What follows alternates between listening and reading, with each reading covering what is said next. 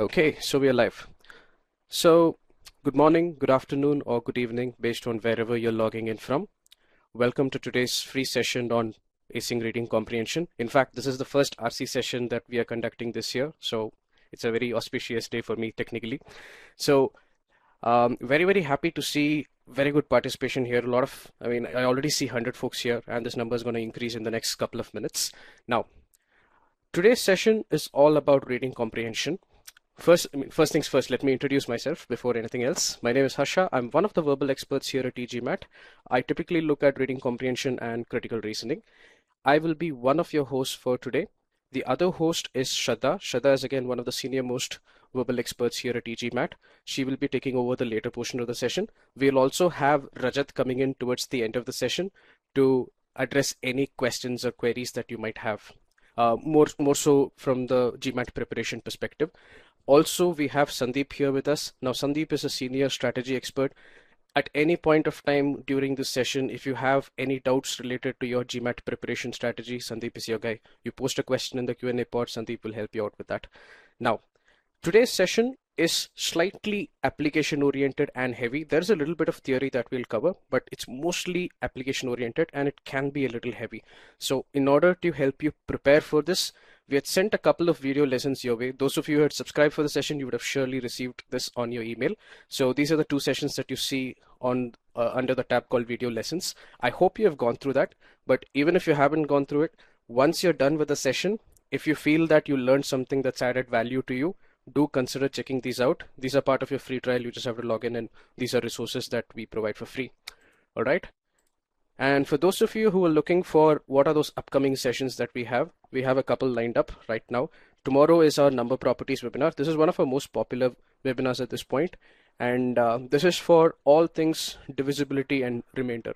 So for a lot of you, quant is an comparatively easy aspect, but number properties is one of those very critical and vital areas within quant that you need to have a death grip on. This particular seminar can help you get there. Next Saturday, we have the GMAT Critical Reasoning webinar. So this particular webinar is all about what we call as pre-thinking. So though the term has existed in the GMAT universe for a long time, e-GMAT was the first company to precisely define pre-thinking and build a process around it, a process that works irrespective of the level of the question.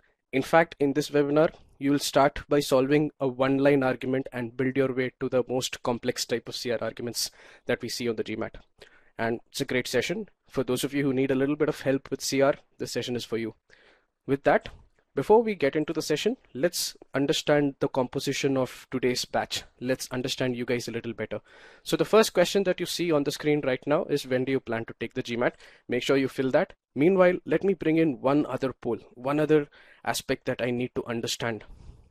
And this question is also something that's very important.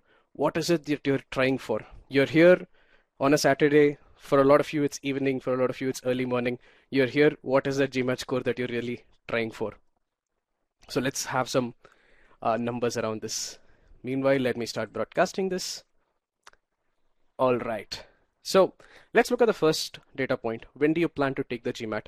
So I can see that around 60% of you, it's after 45 days. So it's beyond that 45-day mark.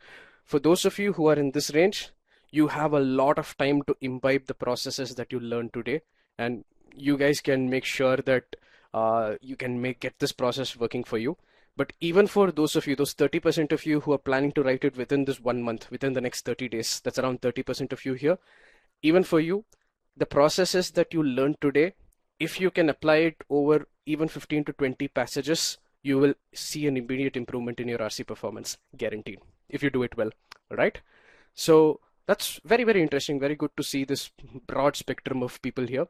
And this particular data point, I'm very happy to see. This tells me that at least 67% of the batch here, there's around 150 of you right now who are here. So many of you want to get that 730 plus score.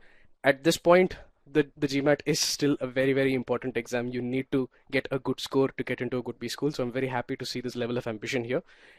Keep that as motivation as we get into this session, because this is a slightly heavy session. Okay.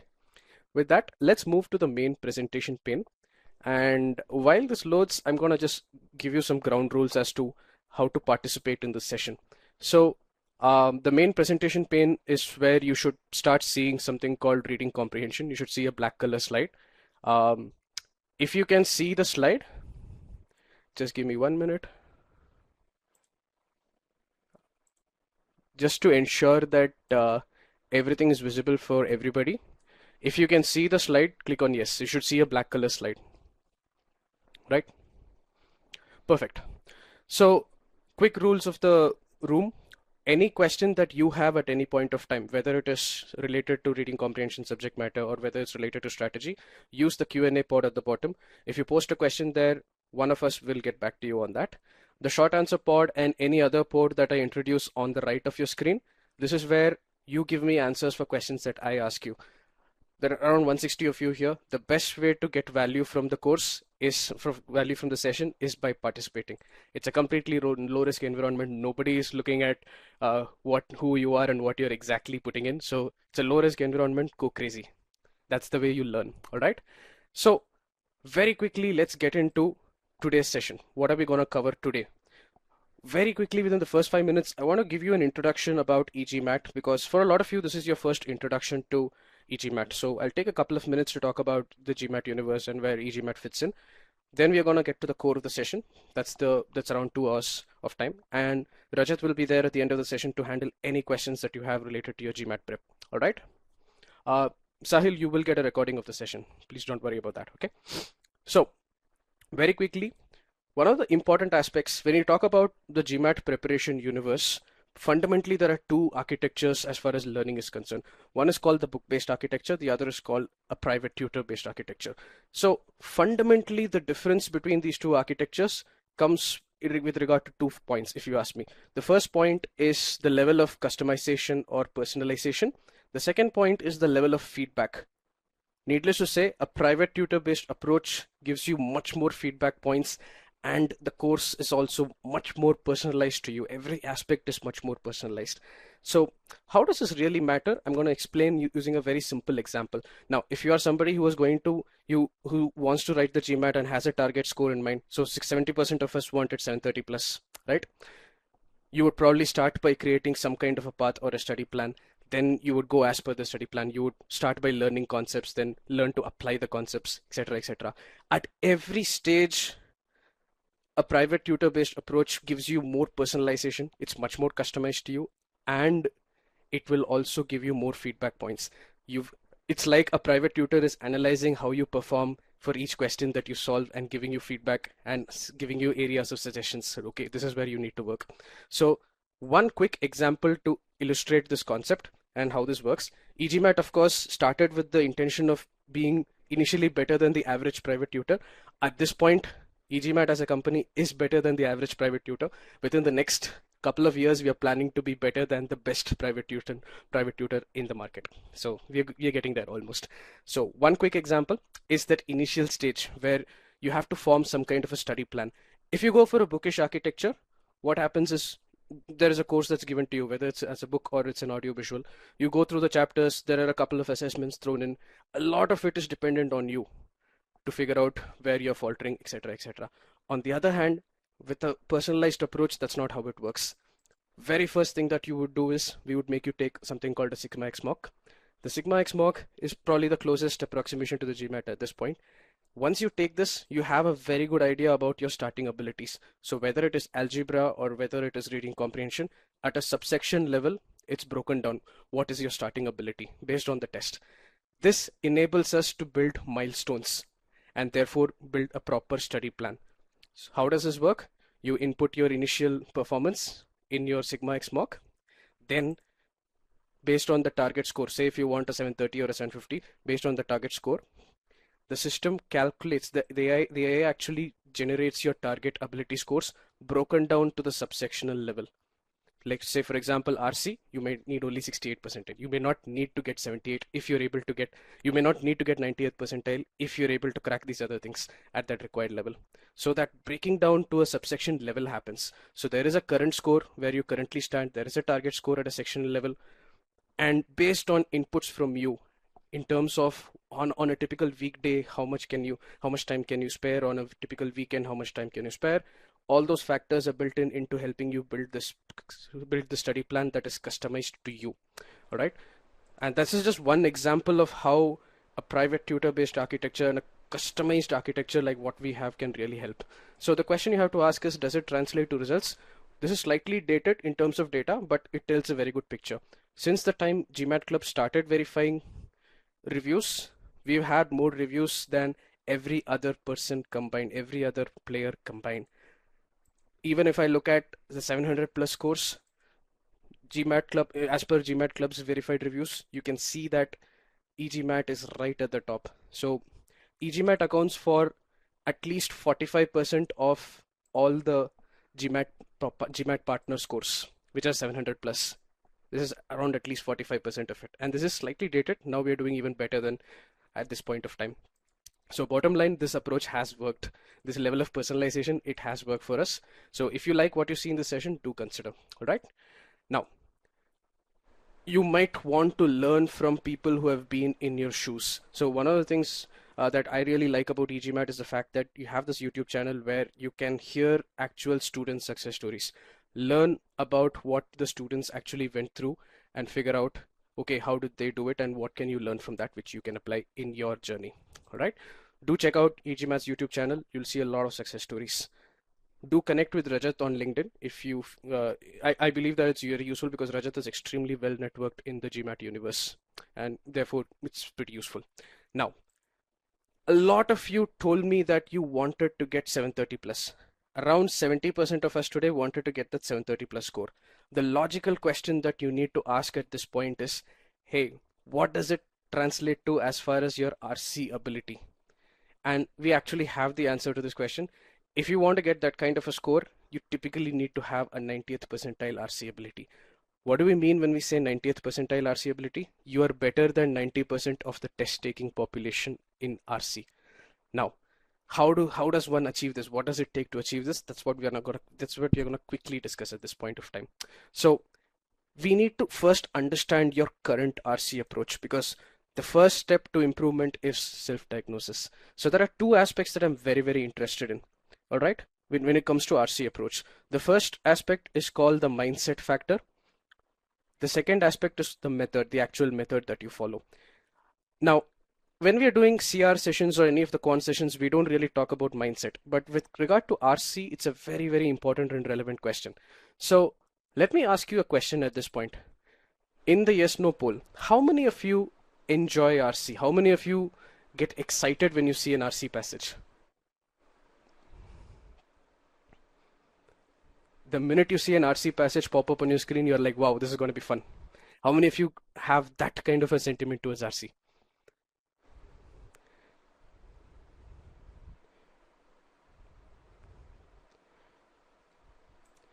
So let me broadcast the results. So around 62% of us at the very least say that, hey, I don't really like RC. I don't enjoy RC at all.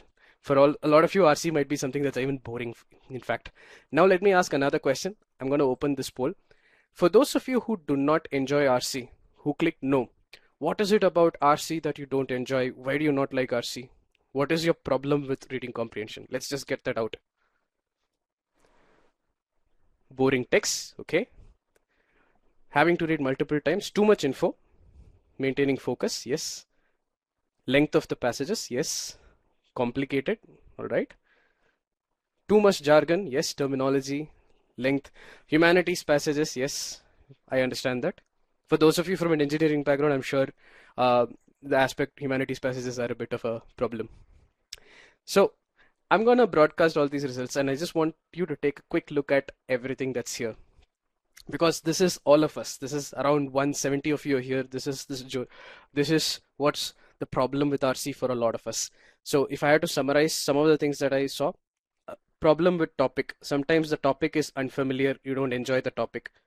The topic is unfamiliar, or sometimes you find the topic boring.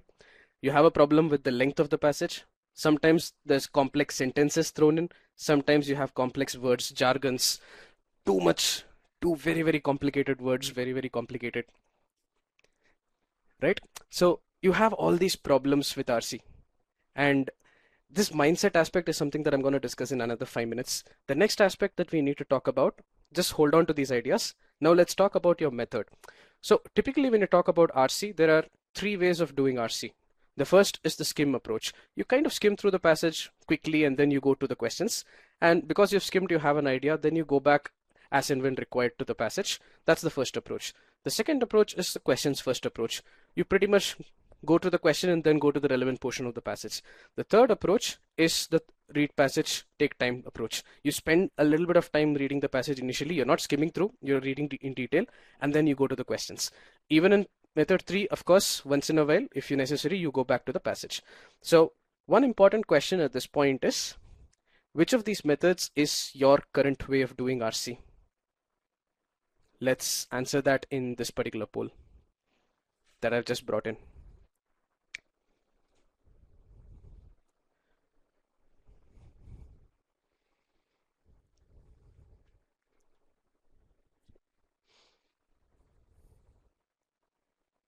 So, all right, let me start broadcasting the results. So around 67% of us follow method 3, and the rest, that's 33% of us follow methods 1 and 2. So here's the thing, guys. At e-GMAT, we are proponents of method 3. We are fans of method 3. We believe that this is the one way that actually works, irrespective of the level of the passage, irrespective of the length of the passage. So if you have, one of the goals that we have for today's session is, if you're followers of methods 1 or methods 2, method 1 or method 2, we want to show you the power of method 3. And for those 67% of you who are already trying method 3, we hope that by the end of the session, you'll be a little stronger with it. That's something that I want to see by the end of the session. So that's great. The question, there's a very important aspect in all this. And the last question that I have is related to this. This is what I call as the principal self-evaluation question. This is your own self-appraisal. Once you read the passage, once you're done reading a particular passage, what as per you is your level of understanding of the passage? And I'm going to bring a poll for this as well. Just give me one sec. This is what you call your own self-appraisal.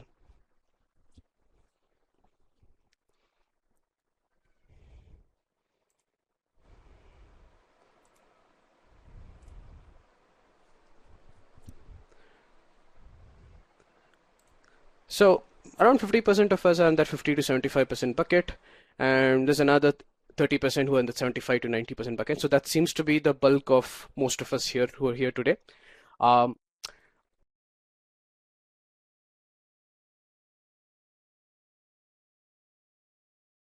What is the level that you really need where you're getting that 90th percentile RC ability? You should be, your level of comprehension should be greater than equal to 90%. It's in that 90 to 100% bucket that you are really, really strong at RC, where the minute you see RC, you feel happy, right? We're going to discuss inference. So by the end of the session, you'll be a little more confident with inference as well. So there's a comment there about it. All right. So what are we going to do today? Very quickly. First, we're going to look at 3 different reading strategies. So I'm going to introduce to you 3 reading strategies, 3 of the most important reading strategies. How are these going to help you? These are going to help you extract much more from the passage than you would otherwise do. Then this alone is of course not enough. It's not enough if you comprehend the passage well. You should be able to apply that in practice to answer questions. So we're also going to demonstrate how to answer 2 of the very common types of questions on RC. One is a main point question and one is an inference question. So not just about how to comprehend the passage using strategies, but also about how to do a proper answer choice analysis. We're going to learn that as well. But even this is not sufficient. You wouldn't believe in the method unless you saw proof of concept.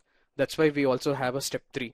Step 3 is where we take an actual, what is considered to be a 700 level OG passage, and apply the same reading strategies. I'm going to prove to you that if you are doing this well, if you really build muscle in these processes, you're going to see RC become an area of strength rather than an area of weaknesses.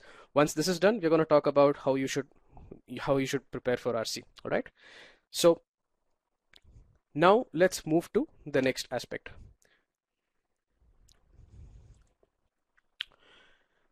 Before we discuss the reading strategies, I started this entire conversation with you by talking about the mindset.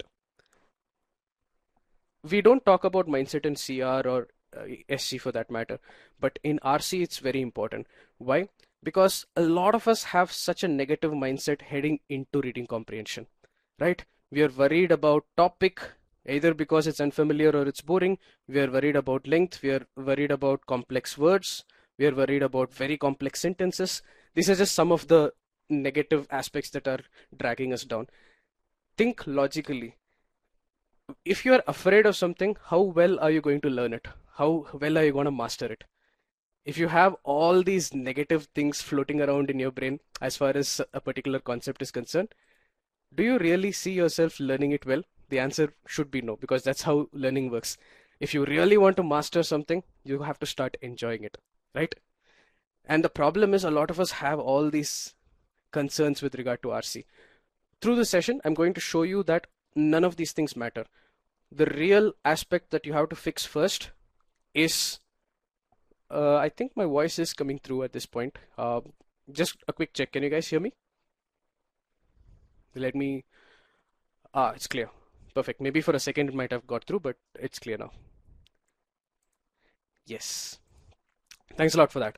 So the attitude aspect is very important. When I say attitude, you cannot get into RC with this negative mindset, because then you're not going to be able to master RC, right?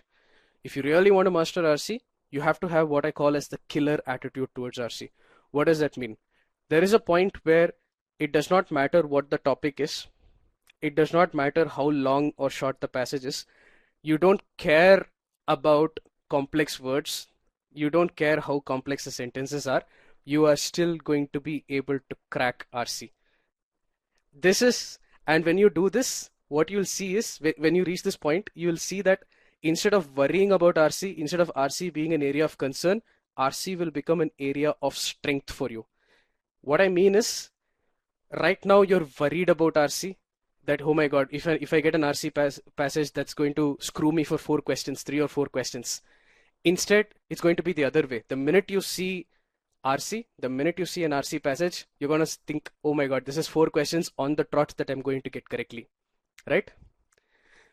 If you fix this piece, if you get into RC with the right attitude, with this mentality, you will be able to immerse yourself in the passage much better.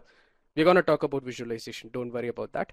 And when you get truly immersed in the passage, you'll be able to understand the author's intent much better, right? So we will talk about visualization also. We will be doing it when we are actively solving the passage, all right? A question here, do you recommend to read articles? It's good to keep reading. There's nothing wrong with reading, but you don't need to be an avid reader to do well in RC. That's one of the core takeaways from this session.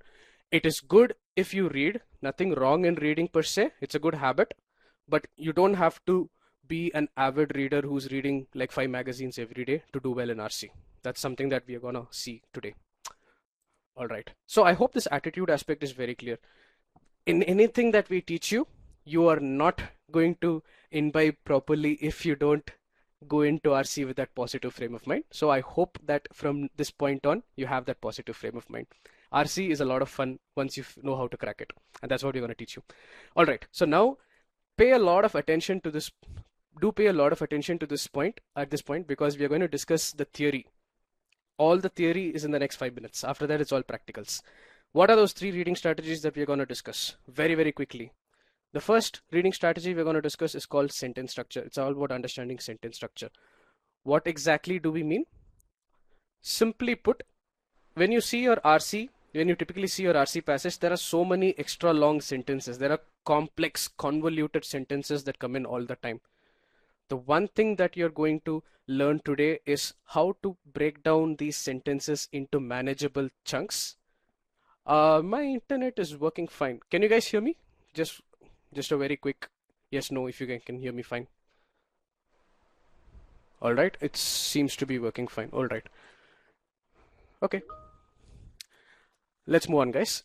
So, very simply put, RC has a lot of long, complex, convoluted sentences. The problem is most of us have this tendency to just rush through these sentences.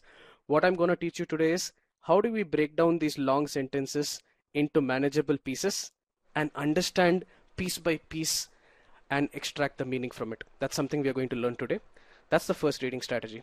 The second reading strategy is one of my favorites. It's called keywords. Now, what are keywords? That's the first question that you should ask at this point of time. So, keywords are very specifically words or phrases that the author of the GMAT passage uses while while writing this particular passage. Now, what do I mean by that? Very often, the author of the passage. So, when you talk about any RC passage, there is an author who is writing this particular passage. This particular author uses some specific words or phrases with some specific purpose.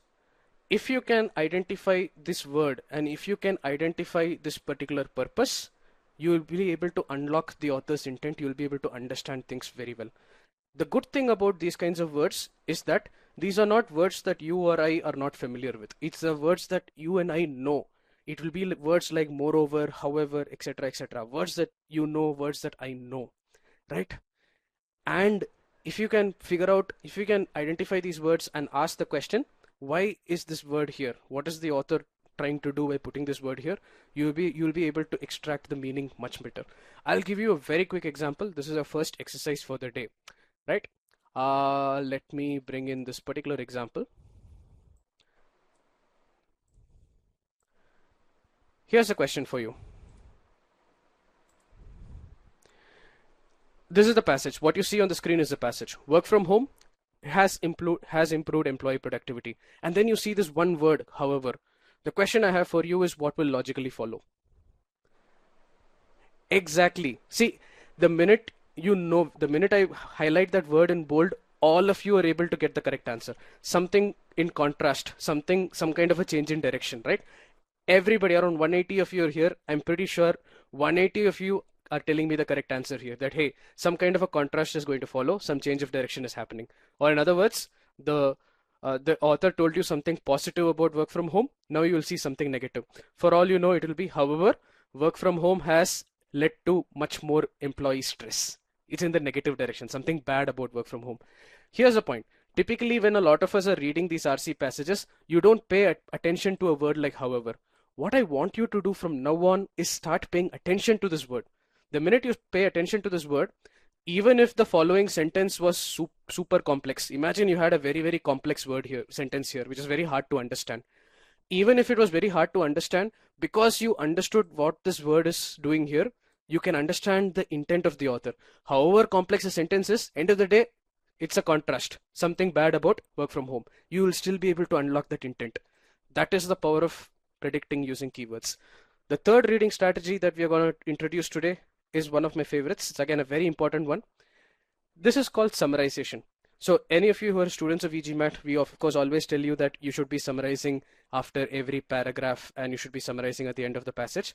But you should also be summarizing what you just read as and when you get stuck. The problem with a lot of students when they do RC is they read something very complex and they did not understand this. And then they just went to the next sentence in the hope that they'll be able to understand it. And sometimes you will not understand what's following. The reason is you have not understood your sequence 1. Only if you understood this sentence would you have understood the following sentence. What you should do henceforth is, wait a second. Hey, you just read this thing, you did not understand it. Take a second, step back and summarize in your own words what you just read. Try to explain in your own words what you just read. To do this, you actually do a lot of visualization. You explain it in your own way. Sometimes you imagine a graph in your head, whatever way. Fundamentally, if you take some time to summarize what you read in your own words, it becomes much easier to understand what follows. So this is the one thing that I want you to do henceforth. All right. So that's all with regard to theory. Now who's ready to solve some passages? We are going to do 2 small passages and then Shraddha will come in and take over the OG passage. So around 180 of here, let's hear a few yeses so that we'll start on a positive note. All right. Perfect. Now, simple rules. Once you're done reading the passage, make sure you click on yes in this poll that I'm bringing in. That's called done reading the passage. That gives me a signal that I can move on and introduce the question. Okay. So all the best. Here's the passage for you. There you go.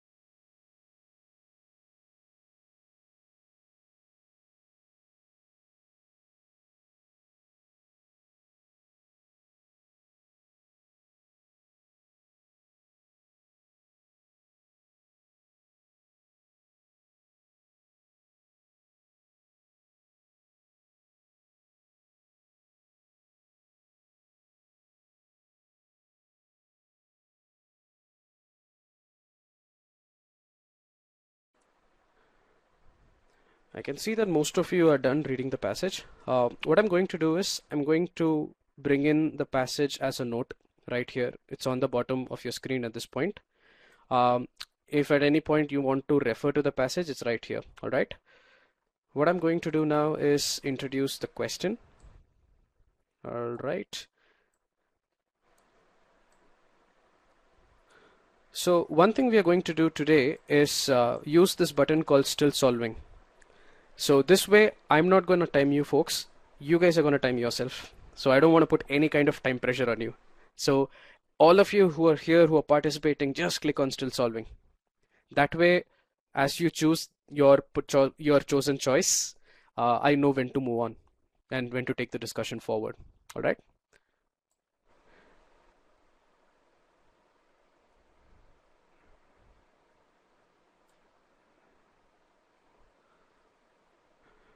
All right. So remember, guys, this is a main point question. The question is on your screen. All the best.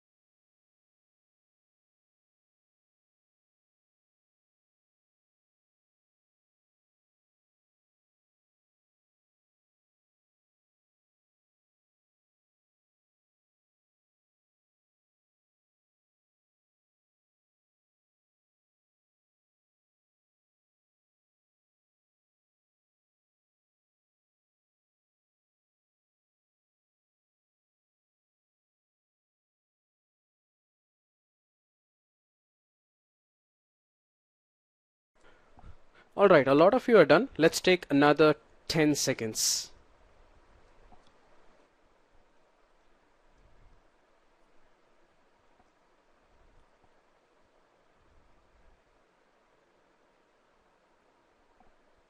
Three, two, one. Last few seconds, just take a shot at this point and let's move on. And one, and let's end the poll. All right, good job, folks. So let me broadcast the results very quickly if you want to take a quick peek. So you can see the distribution. So options B, C, and D were all very, very popular, but only one of them is right, and we're going to discuss that. So let's take this away for a while, and let's ask this very important question. How did you find the passage? Let's not talk about the question. I'm talking about the passage. Was the passage easy? Was it difficult? Was it very, very easy? How was it?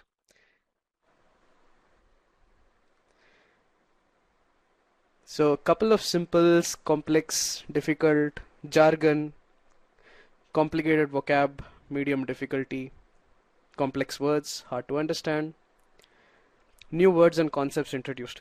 So when I was talking about mindset, I was telling you about the topic, how it does not matter. I was telling you about complex words, complex sentences, how it does not matter. Now within the next 10-15 minutes, you're going to see proof of why I say that. Okay. So for a lot of you, definitely, if I go by the comments here, for a lot of you, this was at least slightly complex as far as the passage is concerned. So, and you can see the distribution in the answer choices as well. I mean, B, C, and D were all popular at some level, right? Now, at this point, I want you to pay close attention because this is the crux of what you're here for, how we apply the reading strategies to extract information from the passage, all right? So, let's start. How we are going to do this is very simple. I'm going to ask you the right questions. I'm going to focus your attention on specific aspects and ask you questions. You guys are going to give me the correct answers. Around 190 of you are here. You guys are going to give me the correct answer. I have full confidence in the batch. All of you want 730 plus, right? I have full confidence in you. So let's start. Bordering on the extreme, one definition of ethnocentrism considers it a, then you have schismatic, in group, out group, it goes on. So what I'm going to do is I'm going to kind of break this right here. The reason is I want to focus on just those first 8 words. There's a lot of information there, right? Here's the first question for you. Firstly, let's use short forms. Ethnocentrism, let's call ethnocentrism as EC. You don't want to keep repeating ethnocentrism again and again. Let's call it EC, okay? Now, the first question I have for you. Bordering on the extreme, one definition of ethnocentrism. The question is, what does the author mean when he or she says bordering on the extreme? What is the author trying to tell? That's the first question. Almost extreme. It's an extreme interpretation. I like that. Far-fetched. Yes, I like that. Yes, a lot of you have it, right? It's on one end. So a lot of you get the overall idea. Fundamentally, what is bordering on the extreme defining? It's talking about this one definition, right? So the author is telling us something about this one definition, and he tells us that it's a little far-fetched, it's a little extreme. So for all of you who are science inclined, for those of you who are science inclined, you know about mean and extreme, right? So your mean is the typical average zone and the extreme is the extreme, right? So it's a little far-fetched, it's a little exaggerated, it's a little out there. So the author is already passing a little bit of judgment on this one definition of ethnocentrism. And he or she is telling you that, hey, this definition of ethnocentrism, it's a little extreme, it's a little exaggerated, right? The summary notes at some level, it would look like what you will see on the right of the screen, but every person has an individual and very individual way of doing notes. And that's the quick answer to your question, but do put it in the Q&A, we'll give you a more detailed answer as well. All right. So bordering on the extreme, essentially the author is telling you that, hey, this definition of ethnocentrism, it's a little extreme, it's a little out there, exaggerated. That's the first piece of information that you extract. If you did this, you already got one of the inferences correct. The second question I have for you, one definition for me is a keyword. The author has specifically mentioned one definition. Why? What does the author intend to tell you by using the word one definition of ethnocentrism? He could have put the definition, right? Why did he put one definition? Yes, I see both the answers I'm looking for right here. It's coming from you, it's not coming from me. A lot of you got this, that hey, when you say one definition, that means that there are probably other definitions, right? That's the first point. And one of you also got the other one, not necessarily his view. So you told me it's not his view, but let me correct that. It's not necessarily the author's view. You don't know whether the author agrees with this definition. In fact, if you had to think about it, the author is calling this definition slightly exaggerated. So he's definitely not in proper agreement with it, right? You can infer this much just from one definition. So 3 inferences so far. Bordering on the extreme tells you that, hey, this definition is a little exaggerated. It's a little out there, extreme. And from one definition, you have 2 inferences. Firstly, there are other definitions in all probability. And secondly, one definition, not necessarily the author's definition. You should be very, very clear about this. Is this concept clear? This is just the first 8 words of the passage. And you have 3 inferences here. You would never catch all this if you just skim through the passage. Okay. Now let's move on. So bordering on the extreme, one definition of EC considers it a schismatic in-group, out-group differentiation. Now, I don't know about you, but I do not really know what schismatic means. But what I'm going to prove to you is it doesn't matter. All right, I don't know what schismatic is, but let's move on. One definition of EC considers it a schismatic in-group, out-group differentiation. Can I say it is some kind of a difference between something called an in-group and something called an out-group? That much you can infer, right? That much you should be able to infer. Yes. What those groups are, let's figure it out. But some kind of a difference between an in-group, something called an in-group, and something called an out-group. Okay? In which, now in which, just like one definition for me is a keyword. The minute you see in which, you know that something is going to be explained, right? So some kind of in-group, out-group differentiation in which. So what exactly is this differentiation that's being talked about? We're going to see that. Now it gets very interesting. Pay a lot of attention.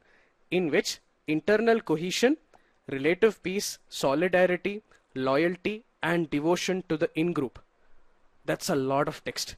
Cohesion, peace, solidarity, loyalty, devotion to the in-group are correlated with. So I'm going to pause here. Now here's the question. Here's the point I want you to take away. I just read this very complex piece of text, a lot of jargon, cohesion, peace, solidarity, loyalty, devotion. But GMAT is not a test where you should be mugging this up. It's not a question of by-hearting these things.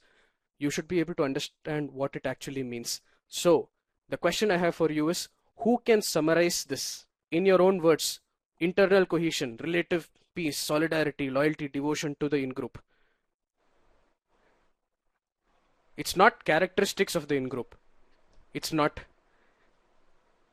positive things, yes, but positive feelings towards the in-group, right? You guys are getting it. These are not features. You don't know if these are features. Are you saying that it's an attitude towards the in-group? It's not a feature of the group. Don't get confused between those two things, right? It's an attitude towards the in-group. It's not a feature of the group. It's an attitude to the group. Affinity towards in-group, I like that answer. So can you say attitude towards the in-group? Yes, so I see some correct answers here. So can you say, if you had to summarize this in your own words, can you say some positive sentiment towards the in-group? Very simple summary. Some positive sentiment. All of these are positive sentiment, right? So far so good. Now let's move on. But look at the process that we are following.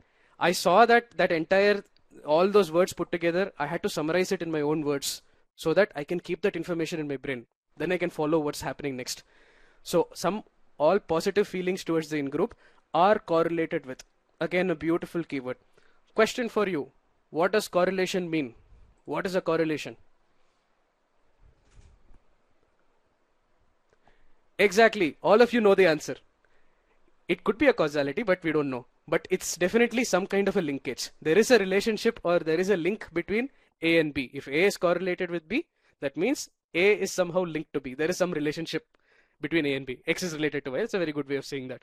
So essentially, positive feelings towards the in-group is somehow linked with a state of hostility towards out-groups. State of hostility, it's very easy to put this in your own words. In other words, some negative sentiment towards the out-group. So we kind of already understand what this definition is all about. Positive feeling towards in-group is somehow linked with a negative feeling towards out-groups. Now let's move on. Out-groups which are often perceived as something.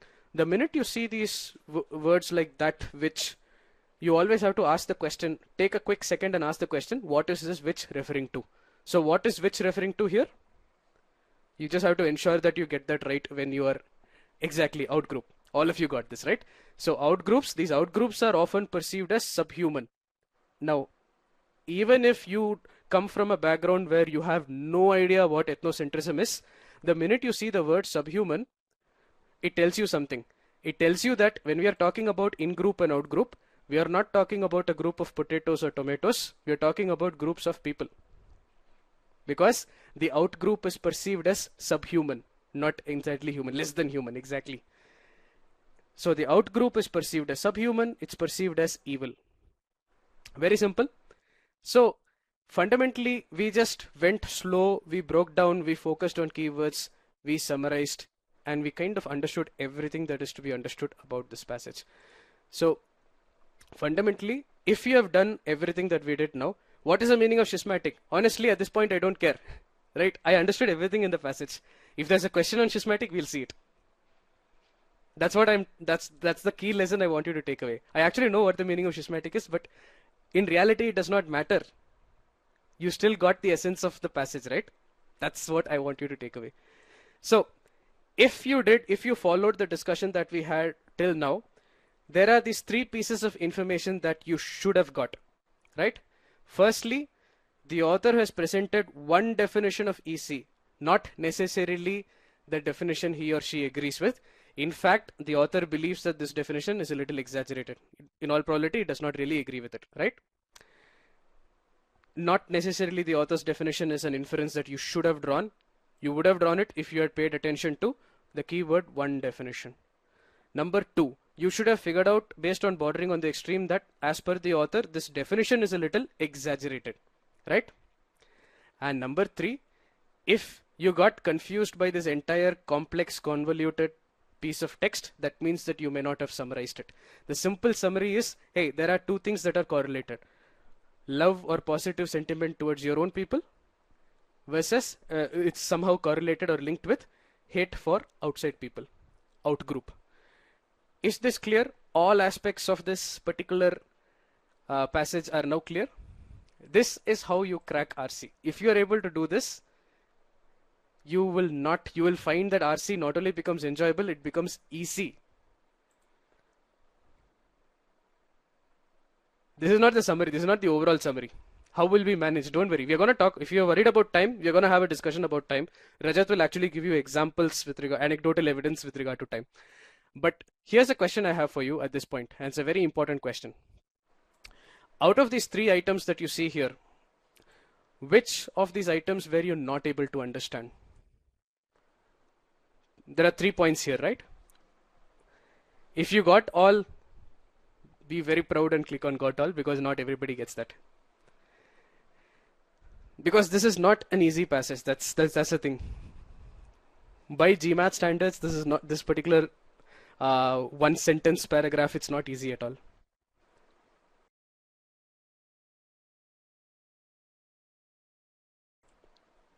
So let me start broadcasting these results. So already we can see where the differentiation comes even within this small batch of around 180 of you here. I mean, among the people who are participating here at the very least. Around 14% of you did not get that one definition aspect. You did not focus on one definition. Your input is pay attention to keywords. Around 41 of you, 37% of you did not focus on bordering on the extreme. So only if you break down that sentence would you have figured that out. If you just skim through or rush through the sentence, you're never going to figure out these inferences. And point 3 is classic summarization. You read something complex which went over your head, take a step back, summarize in your own words, build that understanding. Very, very important.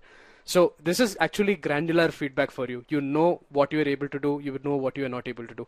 In this batch, around 43% of you, a good chunk of you did not pay attention to bordering on the extreme. So that's good feedback for you, right? Good, happy to see this. Now, if this is clear, now let's break down the answer choices as well. The other aspect is, okay, you have done all this wonderful comprehension, fantastic. How do you answer the questions? So this is also a skill in itself. So again, pay a lot of attention, right?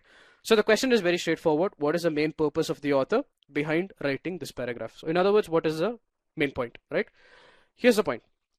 You will get PDF, you will get the PDF of this particular session. So everything that's marked in red is the reason it's wrong. Okay. So let me bring the poll again to see how you guys polled. You guys can do a quick comparison at that point based on which answers you chose. There you go. So those were your answers. So around 9%, 10% of you have chosen option A. Here's the point. Is the author criticizing ethnocentrism, or is the author criticizing that one particular definition of ethnocentrism? There is a difference between the two, right? The author has criticized this one particular definition by saying that it's a little exaggerated. The author is not criticizing the concept itself. The definition of the concept is not the same as the concept itself. That's the first learning there. That's the first reason why option A is wrong, right? The second reason why option A is wrong is the word encourages hostility. All you got from that one particular definition was, hey, positive feeling towards in-group is correlated with negative feeling towards out-group. Was there any mention of EC being the concept that is encouraging this negative feeling? No, right? There is nowhere is it mentioned or nowhere is it even implied that the concept that is ethnocentrism is what is causing that hostility towards the outgroup. All you were told is there is negative feeling towards outgroup, there is positive feeling towards outgroup, these two are related. So you see the granularity with which we are analyzing this. There's a good point there. I think the author is not criticizing anything. At some level, it is mild criticism of the definition. He's saying that that definition is a little exaggerated. So he's not on board with that definition. You can consider that as mild criticism. Good question though. All right. So is it clear why option A is wrong? And 10% of you chose this. I hope that's clear now. Now let's go to option B, which was one of the popular option choices. Now option B is actually very easy to eliminate if you know what evaluate means on the GMAT. So for some of you who are not clear on this, I think this particular bit will help. What exactly is evaluation? Just one sec, let me resize this. Yeah. Very quickly, what is an evaluation? Absolutely. You guys are putting the exact word I was looking for. An evaluation is an assessment. And those of you who are saying pros and cons, that is also correct. To do an assessment of anything, you actually look at the pros and cons of something. That's how you assess something. If you want to evaluate the decision of, or putting automation into your warehouse, you look at the pros of doing that, you look at the cons of doing that. That is what you mean by assessment. This assessment enables you to take a decision typically. But fundamentally, an evaluation is an assessment. Typically, 99% of the times on the GMAT, this means that you will see a discussion of the pros and the cons of something. Quick question. In this passage, is the author evaluating EC? Are the pros of EC and the cons of EC being discussed? You guys should immediately be able to tell me the answer. It is no, right? There is no real evaluation happening here. Therefore, there is no assessment happening. Exactly, no. The word features is also incorrect. One of you have got that also right. You're being given a definition. A definition, that too not the definition. It's one definition, which is as per the author, not a slightly exaggerated definition. That's not the same as the features, right? A definition can contain features also, but you don't know that. In this case, this particular definition, whatever entities you read there, solidarity, loyalty, how do you know for sure those are the features? You have no idea to make that judgment. So features word is also what makes it incorrect. Two reasons why you should have rejected option B. 16% of you chose this, but I hope it's clear now. Let's move to the most popular incorrect option choice, that's option C. If you fell for option C, I'm pretty sure that you did not pay attention to one definition and you do not understand what one definition means. One definition, not necessarily the author's definition. So the question is, has the author defined EC himself or herself, or has the author simply presented a third-party definition of EC? What is the correct answer? Third-party definition, right? Exactly. You don't know if the author, maybe the author agrees with the definition, but in this passage is not likely because he's himself telling you it's exaggerated. But fundamentally, the author has not defined EC. He's presented to you a definition of EC, right? It's like the author is presenting to you Newton's 3 laws of motions. The author is not defining Newton's laws of motions. There's a difference, right? Newton's laws of motion, rather. So, third party. And one of you has mentioned another correct point, another reason to reject. You cannot be sure about hierarchy among social groups. What do I mean by that? See, all the passage tells you is positive feeling for in-group correlated with negative feeling for out-group. Is this necessarily a hierarchy? Slightly unclear. Even if you assume, let's say, even if you assume that this means there is a hierarchy, this in-group is being put at a higher pedestal as compared to the out-group. So even if you say that's a hierarchy, can you say ethnocentrism leads to hierarchy? Just like in option A, right? Is it anywhere mentioned that ethnocentrism is what is leading to hierarchy? No. So I can understand some of you who feel that this might be a hierarchy, even though that's also not explicitly mentioned. But even if you think about hierarchy, leads to hierarchy is a problem. This is what I mean by being very granular and sharp in your answer choice analysis. Small words, if you don't pick up, if you're just reading If you're just skimming through the answer choices, these nuances you may not catch. All right, which brings us to the only correct answer here. So I'm not saying that hierarchy is mentioned. So I'm just saying that maybe you'll assume that this means hierarchy. But even if you assume that, it cannot be the right answer because leads to hierarchy is again a problem. Honestly, hierarchy is not mentioned. All right. This brings us to the only correct answer here. To introduce to you, the reader, the concept of ethnocentrism by presenting a view on it. You notice how wonderfully the option choice is defined. It's not by presenting his view or her view or their view. Presenting a view. In other words, not necessarily the author's view, third party view, right? We will be doing the entire process again with the next example also. Don't worry about that. The purpose of this passage and the next passage is purely learning, okay? Any doubts at this point about option D? It is the only logical correct answer. What has the author achieved through this passage? The author has introduced to you this particular concept called EC, right? Is the view that it is extreme, or is the view about the correlation? The view is the definition that is being presented. The view about the correlation.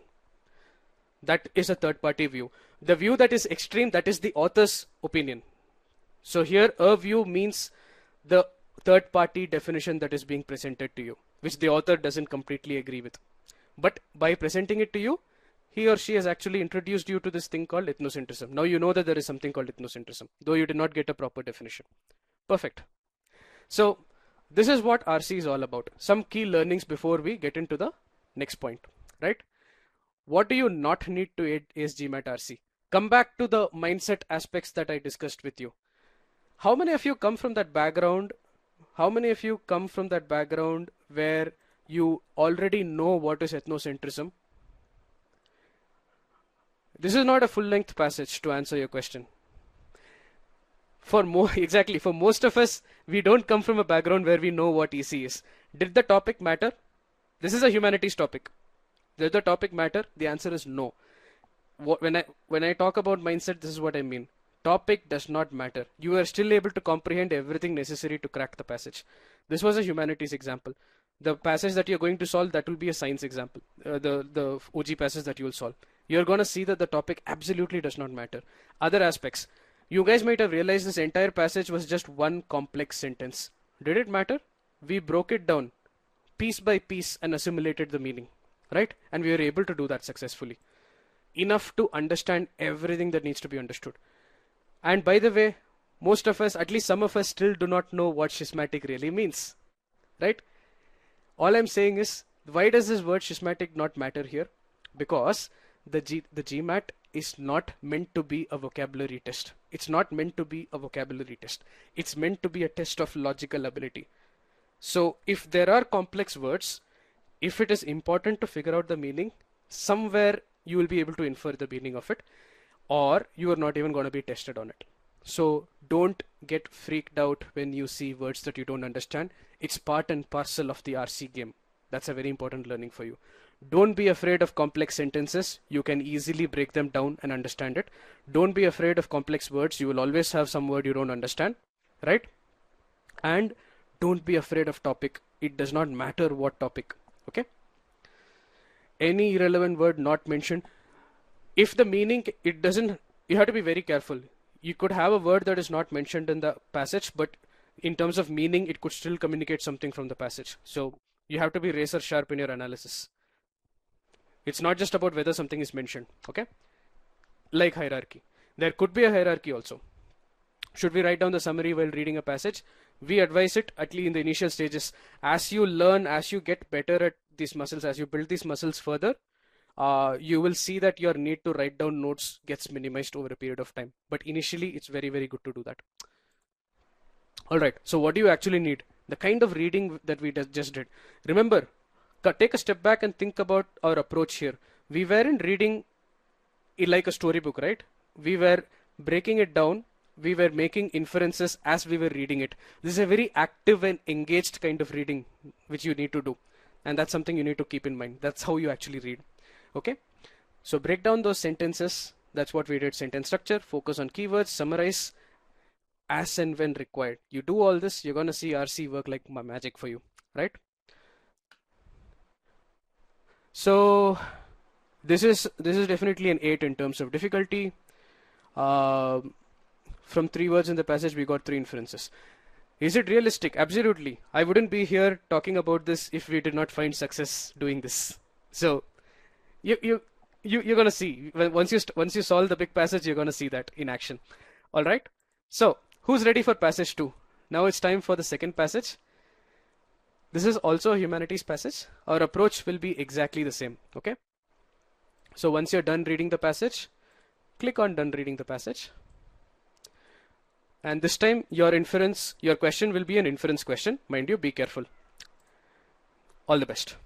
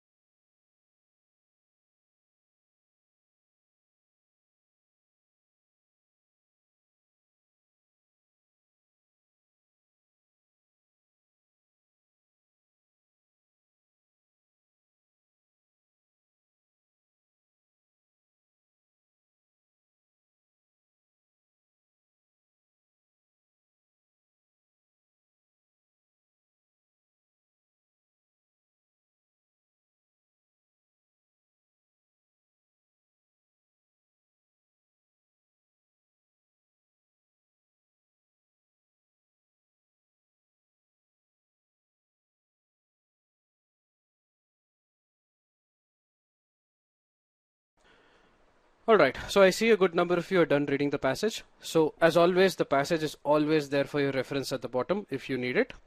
Okay, so I'm gonna take away this done reading poll and bring in the poll that you need for this particular question. Same approach as last time, folks. Click on still solving. Around 185 of you here participate like crazy. Click on still solving and then let's move to the inference question. Great, I like that speed with which you guys are clicking still solving.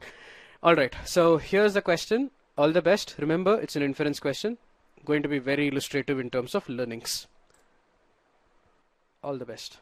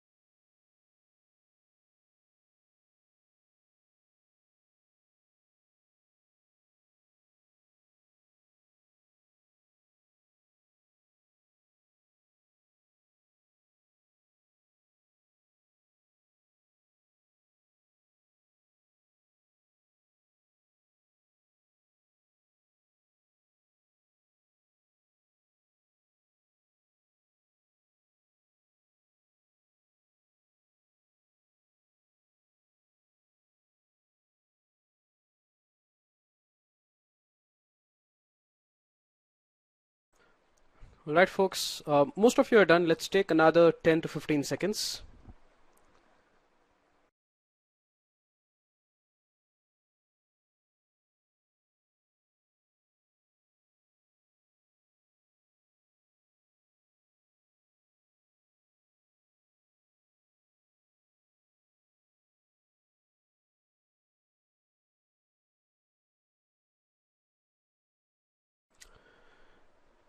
All right, so last 5 seconds. 5, 4, 3, 2, 1, and take your best shot. Last 2 seconds. 2, 1, and I'm gonna end this poll. So let me broadcast the results, and yet again, what I want you to take a look at is how varied the answer choices are, which tells you that there are around 180 of you here and quite a few of you are participating. You can see the distribution. There's so much confusion that's still there in this as far as this particular question is concerned, and we're going to address that. There's only one correct answer. So a lot of you at this point would have got the passage comprehension piece correct, but you might have a little bit of confusion as to what is a valid inference, and you could have gone wrong because of that also. So we're going to discuss all that and more. So for now, let me hide this, and again let me ask the same question that I asked the first time. How did you find this particular passage?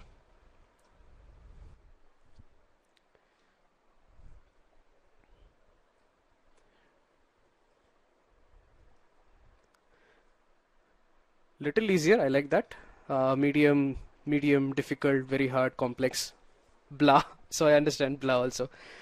All right. So let me ask another question here. How many of you were able to apply some of those things that you learnt in the last passage, from the last passage?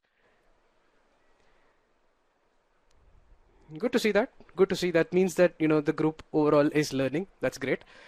So I can tell you right now that some of you would have definitely got all the points from the passage, but it's because of the understanding of inference also. So you're going to learn a little bit about inference as well. So I saw a lot of questions in the Q&A about timing. So how many of you get this feeling that, oh my God, this is not something that's doable in real time? Can you do this in the on the actual test, or will it take a lot of time? Yes, a lot of you will have this doubt, and definitely once Rajat is here, Rajat will also talk a little bit about the time aspect. But let me tell you that this right now it looks very complex because I'm explaining this in detail. If I was actually solving this particular passage that we just solved, it's under 2 minutes because it's a very short passage, right? Here's the thing. Right now, it's like driving a car. Initially, everything is mechanical. You're not even changing the gears takes time. Your steering takes time. You're putting a lot of conscious effort into doing it, right? Therefore, it takes time. What happens when it starts becoming comfortable and natural and intuitive? It doesn't take time, right? Switching gears is an automatic thing. It doesn't take you any time. Any skill that you learn, initially there is a learning curve. There is a learning curve. Initially, it's going to be tough. But as you build muscle, everything that we are discussing right now, everything that we discussed in the last passage, you will be able to do it within time. So a passage like the one that you just solved, you can read that in 2 minutes or less using this strategy, all these strategies at this level. And a full length passage, no passage is going to take you more than 4 or 4.5 minutes. Even the most complex ones are not going to take that much time.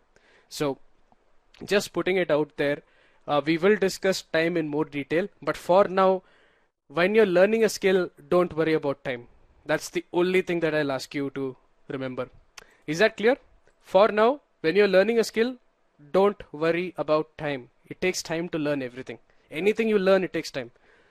Once you build the muscle, this is not going to take time. All right. So again, pay attention. These aspects are very important. Let's take a small detour. This detour is very important. All right. Imagine that I am the author. Okay. This is me. I am the author. And I make this statement to you. The color blue is considered to have a soothing effect on the moods of people. I am telling you this. Here is the question I have for you. The question I have is which of these two is a valid inference? I'm going to introduce two statements, and here's the poll. Two statements. Which of this is a valid inference, or are both valid inferences? Again, there is only one correct answer.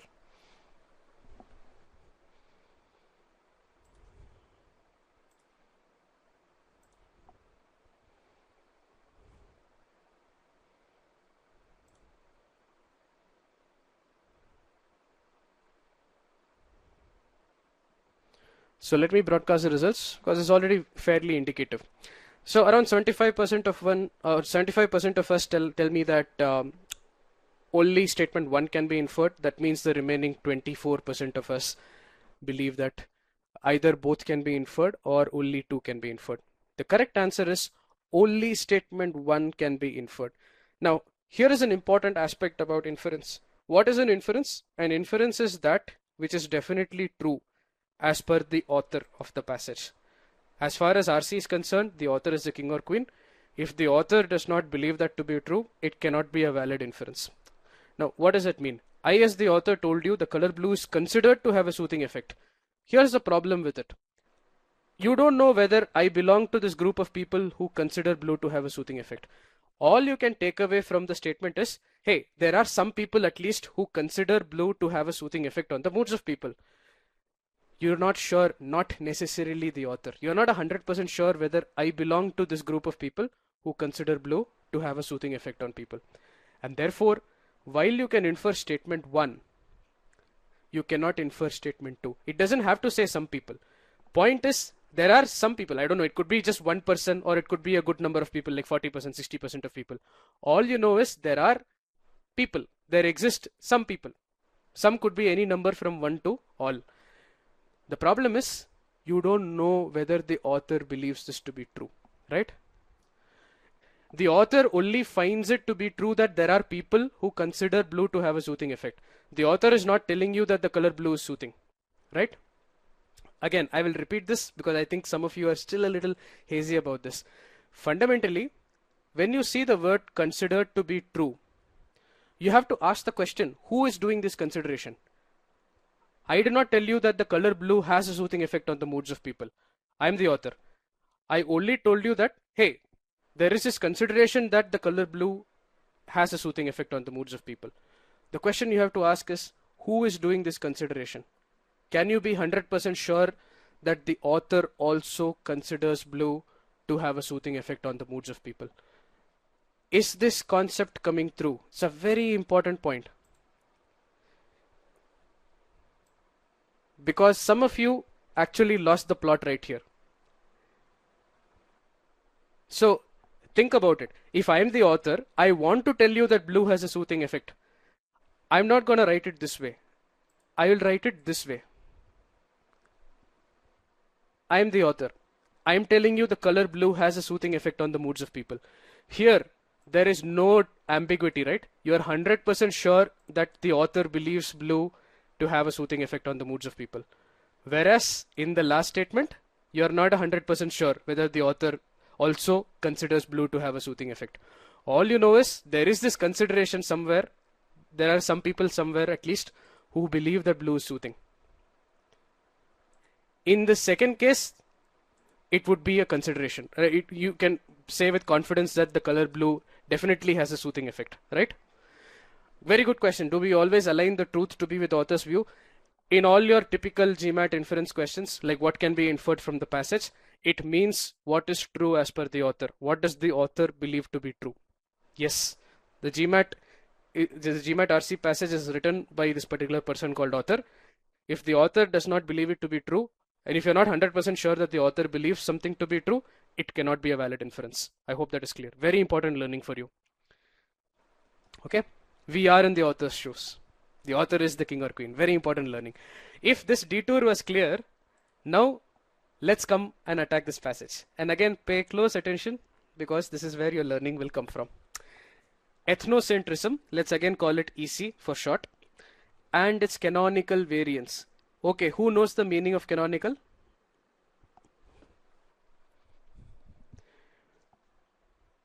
I like that answer. Does not matter. It's okay. It does not matter. In this case, I actually know. Canonical means identical. It's not cone-like. It means identical. But even if you don't know, just forget it and move on. Ethnocentrism and its variants are deemed to be intimately connected with xenophobia. How many of you notice this deemed to be? Just like one definition, the author has very sneakily put in deemed to be. This deemed to be is exactly like that considered to be, right? Which we just saw. End of the day, what this means is there is this consideration that ethnocentrism and xenophobia are intimately connected, but you cannot be 100% sure that the author agrees with that consideration. That is the takeaway that you should have from that line, that particular keyword. I hope this concept is coming through. Because some of you went wrong because you did not focus on this keyword, deemed to be. Yep. I know, I see this mistake all the time. So, EC and its variants, they are considered to be, so not necessarily the author's consideration, intimately connected with xenophobia. Let's call ethnocentrism as EC and xenophobia as XP for short, okay? Right? Okay, good question. Doesn't this indicate that the author's view are more favorable? No, it's just considered to be. You cannot be 100% sure. And that's the point. For an inference, you need to be 100% sure. Maybe, probably, but you're not 100% certain. Until you're not 100% certain, you cannot draw an inference on that. Good question. All right. Now let's move on. So there is this consideration that EC and XP are intimately connected. Not 100% sure is the author's consideration. Now, connected with xenophobia, comma, and then you have this. A complex attitude system cum sentiment structure involving aversion, dislike, and antagonism vis-a-vis the stranger, the alien, and everything that the stranger or alien represents. Man, what a complex piece of text. How many of you got lost here? After the last passage, I hope you guys didn't get lost here. That's a very important aspect. Just one sec.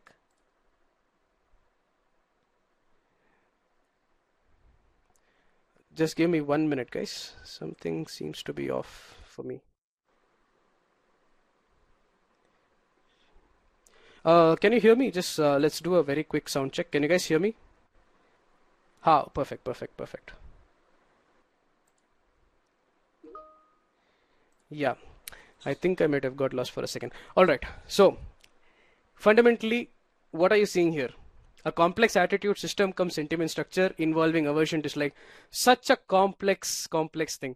So in the last passage, I told you that you need to do something, right? It's very complex. What should you be doing? If you read it once and you didn't understand, what should you be doing? In simple words, some of you I think would have written it down also. You should be summarizing it, right? So very quickly, who can summarize this in your own words? In your own words, you guys are going to give me the answer.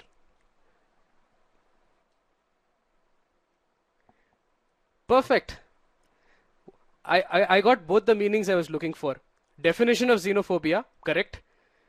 Explanation of what XP is, correct. Negative emotion towards alien strangers, also correct. All of you are correct. Hate for outsiders, correct.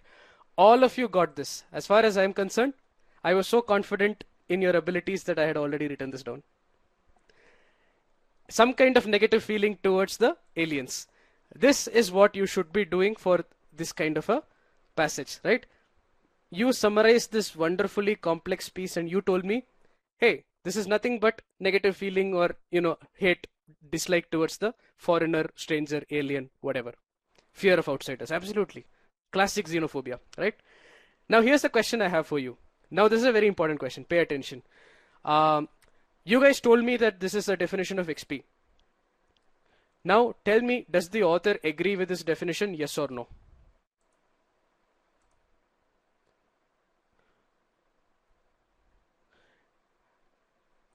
Man, a lot of times when I ask this question, I see a lot more no's and maybes, but I saw a lot of yeses here. The correct answer is yes. Here it is the author giving you the definition. So let me explain why. Some of you might have a little bit of confusion. It all comes down to the way the sentence is structured, the way the entire sentence is written. So EC and its variants, they are deemed to be connected with xenophobia. And then you have the comma, which is separating these two ideas. This deemed to be applies only for whether EC and XP are intimately connected. Are EC and XP intimately connected? As per the author, it's a considered opinion. You're not 100% sure whether the author agrees. What follows the comma? This entire definition. This is the author providing you the definition of XP as is. The definition of XP. Notice how it's not written like xenophobia, which is believed to be a complex attitude, or xenophobia, which is considered to be a complex attitude. Nothing like that, right? Xenophobia, comma, and then the author is telling you what xenophobia is. Is this concept coming through? The author is fundamentally giving to you what is XP. I will give you a very interesting example to make this crystal clear. Some of you might still be on the fence about this. So here is an example for you. In fact, both those sentences are examples. Though most of you have got it, for those of you who are still a little on the fence, this example should give you some clarity. So Verbo is considered a unicorn, a company with $1 billion valuation, right? What is under consideration? Whether Verbo is a unicorn, yes or no. That you don't know whether the author also believes. But what is a unicorn? The author is actually telling you that as a fact. This is the factual definition of unicorn as per the author, right? So good question there. If there isn't a keyword like that, we need to assume he's okay with the definition. Yes, unless if the author wants to indicate that he does not agree, it will be mentioned in some way or the other. Considered to be, believed to be, one definition, right? Good question. Is this example clear? Or look at the second example also. Google, an internet company, is considered a good buy. The debate, what you're not 100% sure of, is whether Google is a good buy or not. That is a consideration. But is it or is it not crystal clear that as per the author, Google is an internet company, right? That is for sure, exactly. This is what is happening here with your xenophobia. The author has fundamentally given you the definition of XP as it is. So very quick show of hands for any of you for whom this wasn't clear. Is it clear now? I hope a little bit of clarity is coming through. Oh, brilliant. I like that. Perfect. Now let's move on. So what do we know so far? EC and its variants are considered to be intimately connected with XP. Okay, great. What is XP? Hatred for aliens, some negative feeling towards aliens. Great. That's the author's definition. The author agrees with that. No, there's no doubt. The author is a logical person, right? If he or she gives you something as a definition, you take it at face value that they agree with it. Here's the next point. Some socio-cultural anthropologists even considered xenophobia and ethnocentrism opposite sides of the same coin. I am going to pause here because it's very important. Some of you would have got confused because of opposite sides of the same coin. Now here's the question. What does opposite sides of the same coin mean? Third party view, correct. For whoever put that in, that's correct. It's a third party view. Again, the author is making sure you know it's not necessarily his or her opinion. It is some anthropologist. You don't know whether the author agrees with it, right? Two sides of the same coin. What does it mean? Two faces of something similar, closely related. I like that answer. Are same, more or less the same. Those answers are along the right track. Fundamentally, when you take a coin, right? If you take any typical coin, there is a heads and there is a tail, right? Any coin you take, there is a head and there is a tail. You cannot have one without the other. What does opposite sides of the same coin mean? They're connected. They're so strongly connected, you cannot have one without the other. If you take a coin, you will have a heads, you will also have a tails. That is what that idiom means. Is the meaning of that coming through? Or what opposite sides of the same coin actually means? Very quickly, for those of you who are a little confused. Good. Now here is the beautiful point here. There is a wonderful keyword that is sneakily mentioned here. This word called even. What is the purpose of even? I'm explaining this again, don't worry about that. What does even do here? I'm asking you the question with the question that you should be asking when you're solving this. Why did the author mention even? That's what you need to ask. Go beyond, okay, I understand what you're saying. Extreme, exaggerated, okay. Same direction as the first statement, perfect, I like that answer. Not only intimately connect, but even closer. Perfect answers. So a lot of you are getting this now. The word even actually connects line 1 and line 2. In line 1, the author told you, hey, there are these people who believe that EC and XP are intimately connected, very strongly connected. Now, the author is telling you that, hey, there are these other people, that is anthropologists, who say that they are not just intimately connected, they are so strongly connected that you cannot have one without the other. Or in other words, coexistence. If you have xenophobia, you will have ethnocentrism. If you have ethnocentrism, you will have xenophobia. You cannot have one without the other. They are so strongly connected. To emphasize more, that's the correct word. Can you see what that word even is doing here? I'll give you an example to make this a little clear for any of you who want to understand and appreciate what even is doing here. Let's look at that first example that I mentioned here. It's not restating, it's taking that emphasis to that next level. Look at this example. For those of you who like basketball, Michael Jordan was the most dominant basketball player of his time. Some analysts even consider him to be the most dominant player of all time. Do you see what that even is doing there? The author was telling you that, hey, Michael Jordan, most dominant player of his time. But then there are these people who believe that, hey, he's not just the greatest basketball player of his time, he's the greatest basketball player of all time. Can you see that?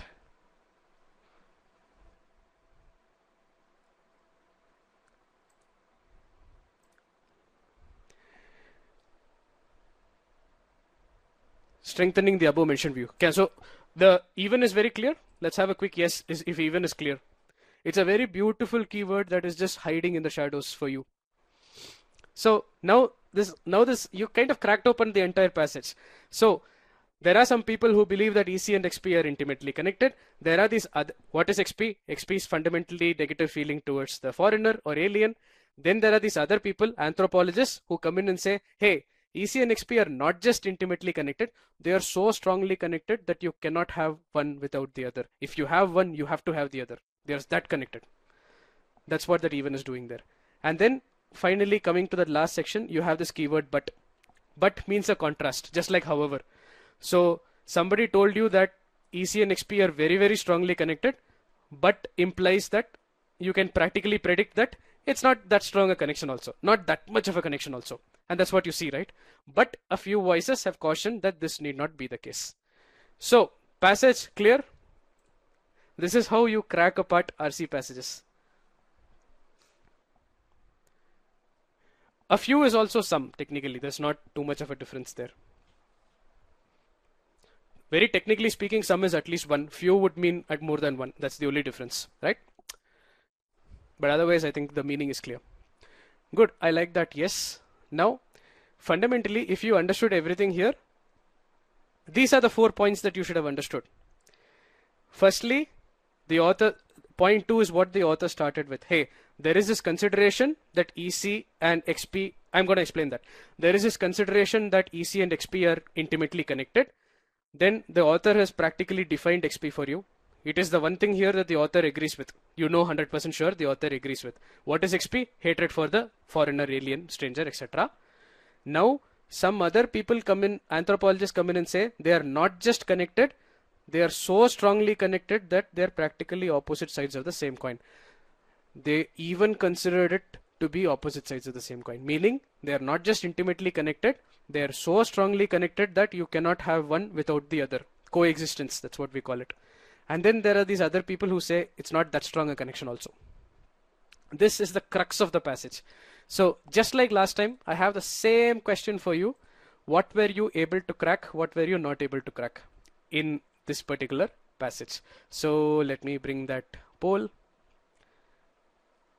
At this point, I think this should be clear. So out of those 4 points, what were you able to get? What were you not able to get?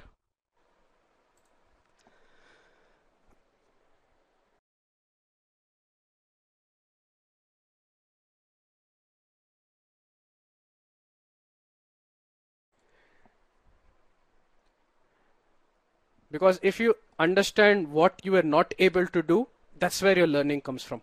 So for example, if you're not able to summarize and condense that definition in your own word, your problem is summarization. If you did not figure out that it is only a consideration, not necessarily the author's opinion that they are closely connected. Your problem is you did not pay attention to that keyword deemed to be. So based on where you faltered, you can pinpoint where you are faltering. You can actually pinpoint where you are exactly faltering. So I like that the percentage understood all has actually increased a good number. 60% of you roughly have got that. For the rest of you, this is where your feedback would be. All right. So now, if this is clear, we are going to rush through the answer choice analysis. Is going to be very, very easy if you have understood all this. So, oh yeah, before that, some of you would have got, 60% of you got all this, but some of you would still have not chosen the correct answer because a little bit of clarity is required as to what a correct inference is on the GMAT. So again, pay a little bit of attention here because this is important. So what exactly is an inference on the GMAT? Based on the information given in the passage, what is definitely 100% true? That is an inference. You have to be 100% certain that it is true as per the author of the passage, or in other words, as per the passage. Only if that is happening, you can call it an inference. Here's the point. Now imagine that your passage has these points A, B, and C. This is all the information in the passage. Okay. Now here's the question. So somebody asked this exact thing. Inference in RC, can a fact from the passage be a valid inference? The correct answer is yes. Because if you look at the definition I just gave you, what is the definition? An inference is that which is definitely true given the information in the passage. So if I take this A and put it as an option choice, put it as an answer choice, A is also from the passage, right? It's something that the author believes in from the passage. It's definitely true, and therefore it is also a valid inference. So the passage contains information A, B, C. If I simply take A and restate it and present it to you as an option choice, it would still be a valid inference. So I will repeat this. An inference need not be a completely new logical deduction on the GMAT. As far as GMAT is concerned, even a restatement of information that's already given in the passage, which you know the author believes to be true, that is also a valid inference. Is this very, very important point coming through to everybody? Because some of you might have rejected the correct answer choice because of this reason. You might have thought that, yes, that's right. Because we typically think of inference as a new logical deduction, but technically this is a definition as far as the GMAT is concerned, both for CR as well as RC. Take it from me, I'm an expert on both of those. The only thing is you very rarely see it in CR. It is, however, very, very popular in RC.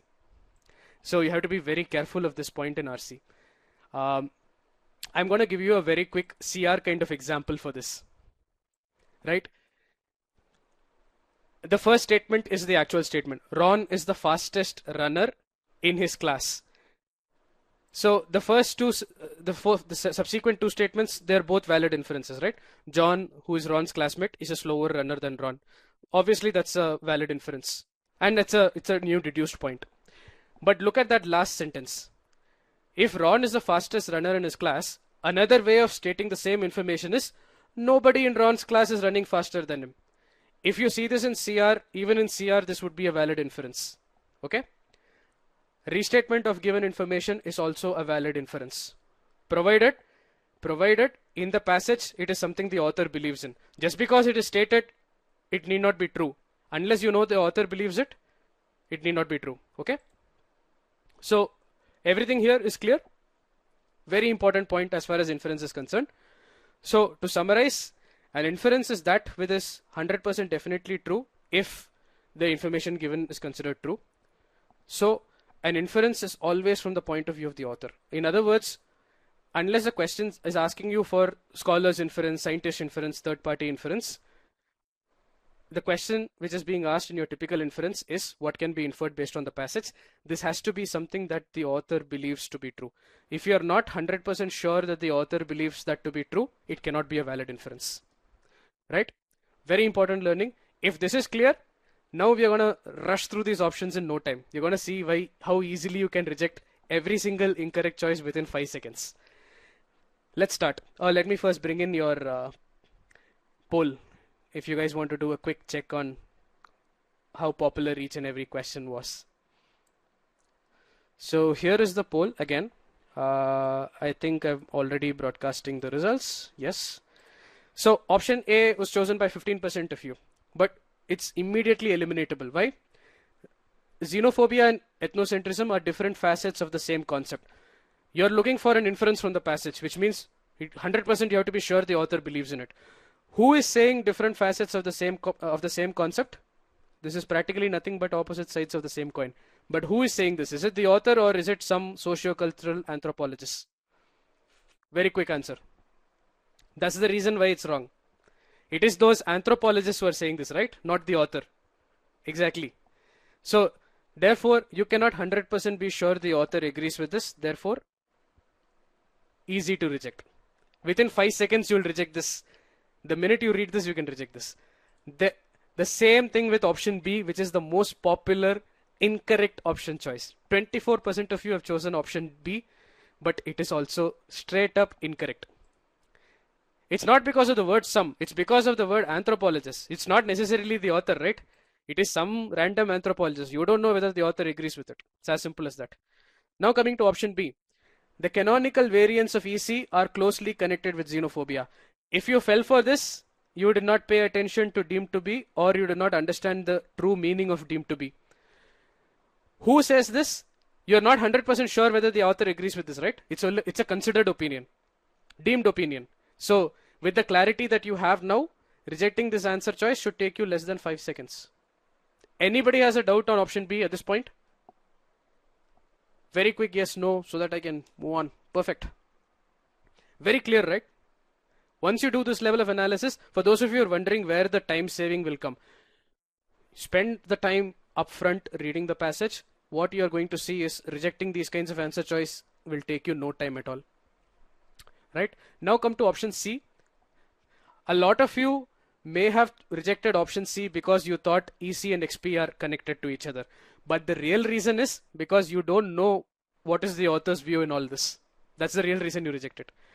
Option D, surprisingly 16% of you chose. I'm not sure why, but option D is the easiest option to eliminate because where is causality here? There is no causality, right? Where are you inferring causality from?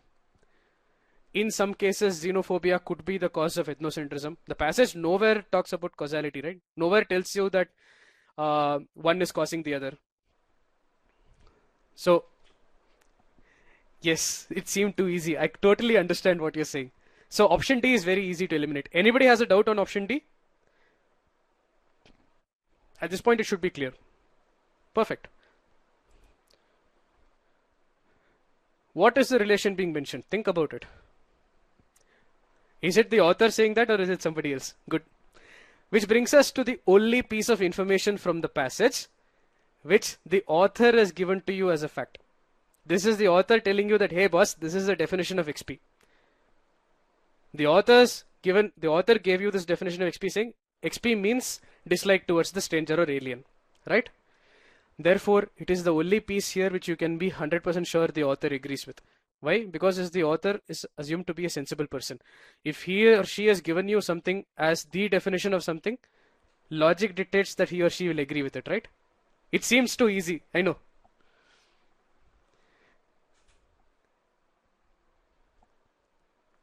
So I like that answer. The first statement deemed, third statement considered. Exactly. Yes, you didn't choose E because you didn't know the meaning of E. You probably did not do that summarization part I was telling you about to understand where you faltered. Right? So, is it clear? Option E is the only answer here that is actually something the author has told you himself or herself. Right?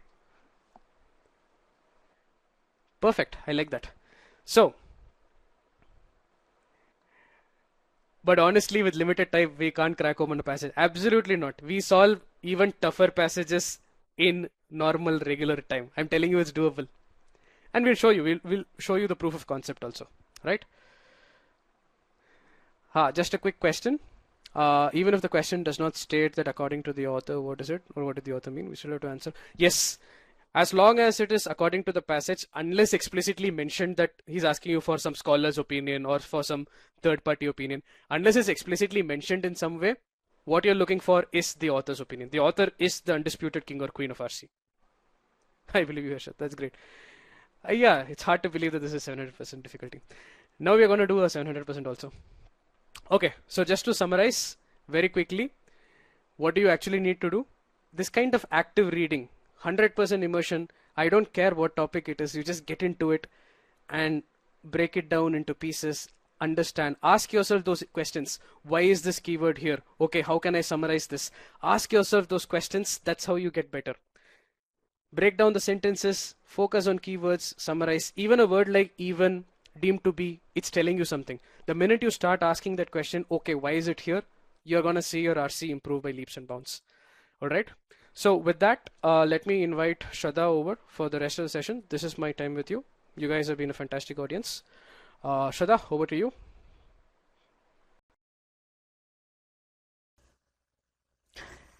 Hello everyone, if you guys can hear me all right, let me quickly bring in that yes or no poll, or maybe let me just clear all the polls here. Can you hear me all right? Am I audible? Okay, most of you are saying yes, and indeed, thank you so much, Harsha, for that wonderful insight into the key reading strategies that we require to ace RC. Yes, to begin with, we were all very scared and skeptical about RC. So much to read, so much to infer, questions, answers, time constraints, so much to think about. But right now, when we are understanding the key tenets of RC, it's very, very important that we pay attention to whatever we have learned and assimilate and imply and apply it when we solve RC questions. So thank you so much for giving those wonderful explanations and making the basics very, very clear for us. Okay, so with this, now we are going to solve one full-length official passage. This is considered to be a difficult passage in RC. And time to read, you see on the screen, it's 4 minutes. But I'm really not going to time you for this one. As a class, you guys will pace yourself. And I will show you a poll in about 2 minutes once I show you the passage. If I see that, more than 85% of the class is done reading the passage, that's when we will start solving the questions. Now, this passage has 5 questions. So you will first read the passage, then you will apply whatever you have learned so far in these 5 questions that we are going to solve one after the other. And then we'll take up the discussion of the passage and the question and answers. Okay. So here on your screen is the passage. And all the best. Make your, oops, I'm not sure why did that happen. Okay, here. So that's your passage, and all the very best, guys.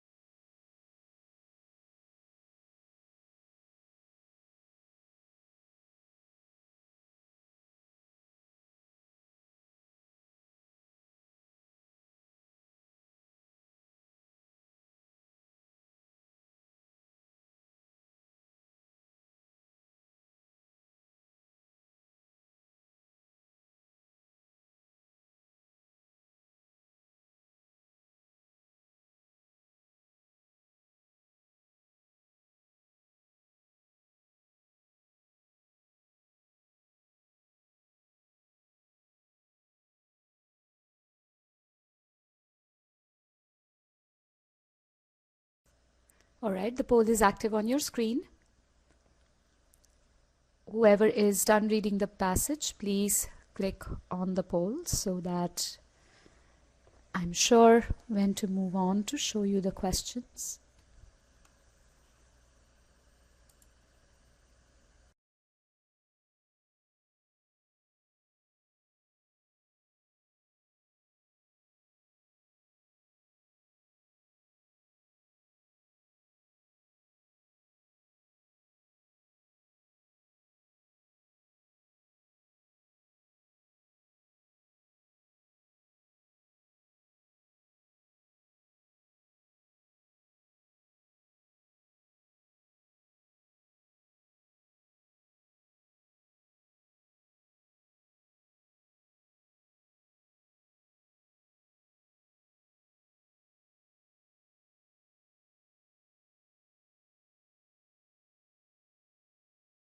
All right, appears to me that most of you are done reading the passage.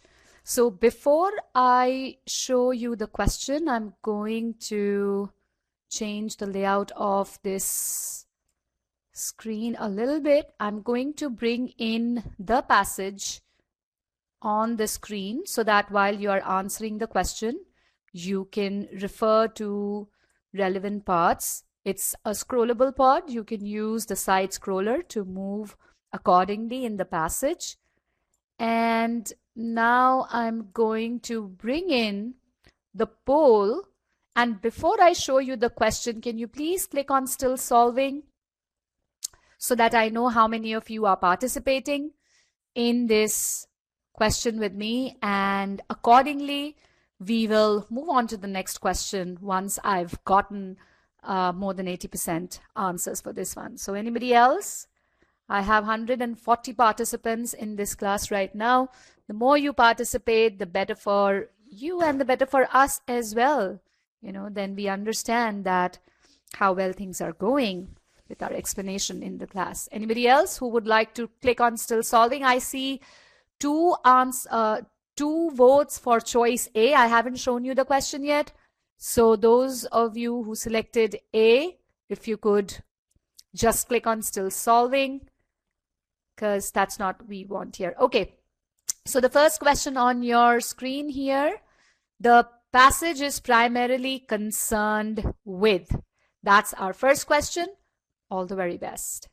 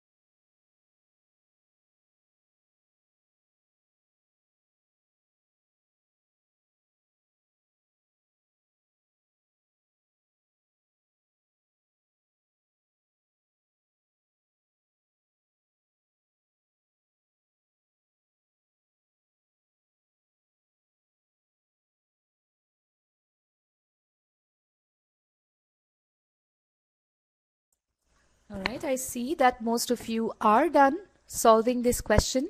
Can we take 10 more seconds to wind this one up?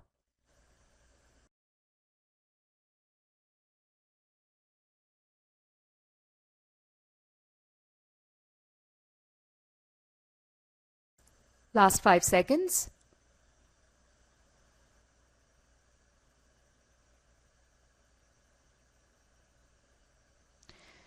Okay, I have gotten most of the answers. Just one person, I see just one vote. It's still solving. So if you want to make any random choice and move on, else I'm going to end the poll here. All right. I'm bringing in the poll for the next question. And the rigor is the same. Let's click on still solving before I show you the second question. Let's quickly get to that mark. Still solving. Make sure that you're not clicking on E. It's still solving because they are next to each other. So sometimes, we'll end up clicking on E. Yeah, a few more votes, please. Just a couple more. Those who want to participate. So I see 2 answer choices for D. Mind you, this is not the poll for the previous question. You are still seeing question number 1 on your screen, but the poll is for second question. And I want you to click on still solving, okay? Because this way we are setting the pace for the time that you're going to take to solve each and every question. We are not making timing an issue for you not being able to solve any question, putting in your best effort. Okay, question 2. Which of the following can be inferred? So this is our inference question. I'm reading out the few words of every question so that just to make sure that you are looking at the right question, because for some of you, it may take a little time for the screen to stabilize. So which of the following can be inferred? Our inference question, whatever we have learned so far, it's time to apply. All the best.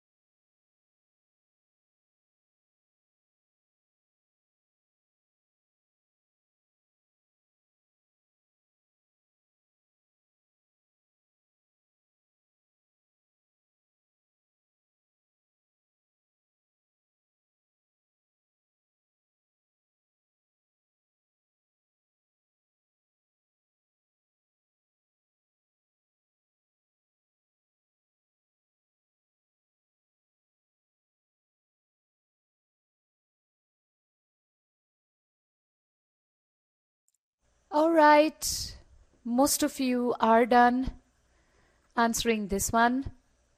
Let's just wind this up in 10 seconds.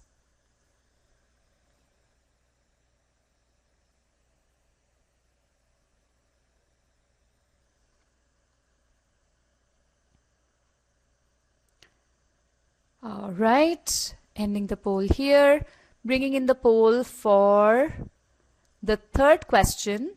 The screen will not change. You will not see the third question yet on the screen till most of you are done clicking on still solving. This is the poll for our third question, which is not on your screen because I'm waiting for most of you, those who are participating with me in this drill, to solve official question. I want you to click on still solving. All right, let's take a look at question number 3. It's another inference question. It can be inferred from the passage. I don't know why did that happen. Okay, let's go back here. Okay, so another inference question. All the best.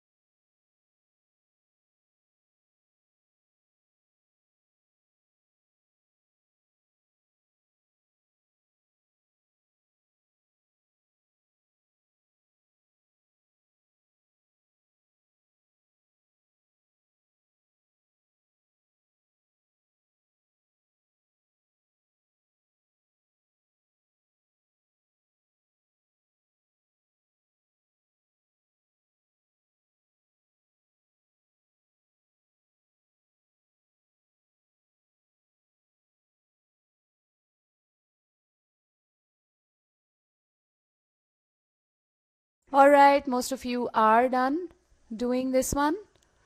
Can we wrap this up in next 10 minutes because we have 2 more questions to go?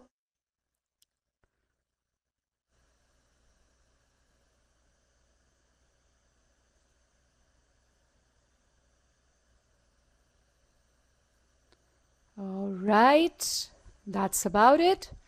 You guys are doing extremely well with these questions. Absolutely on the right track. You're thinking correct. You're doing your analysis in the right way. Keep doing that. I'm going to end this poll now, bringing in the poll for the next question. Here we go. Again, I would request you to click on still solving. This is the poll for question number 4 that is not yet on your screen. Once I get a good number of still solving, I'm going to show you question number 4, and I guess I see somebody click on C. Mind you, this is not the poll for this question that you see on your screen. Question number 4 is now on your screen. The author mentions patients' ages in the line. So that's your question number 4. All the best.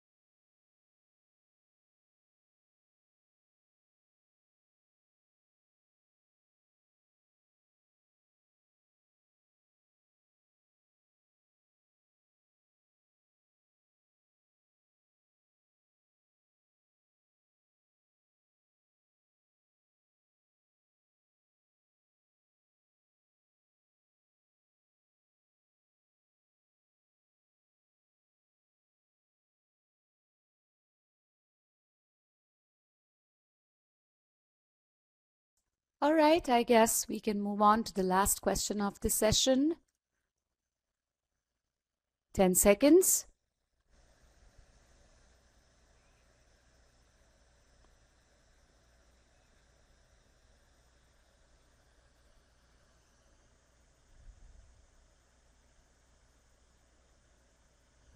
All right, ending the poll here. Most of you are done. Bringing in the poll for the very last question of this passage. Again, you'll see the question once I have most of you click on still solving. Let's get there. Last question for the session. Let's get this one done. Few more votes, please. I had way more participation in the last few questions. Okay. So here I am, question number 5. According to the passage, which of the following describes? That's your question number 5. All the best.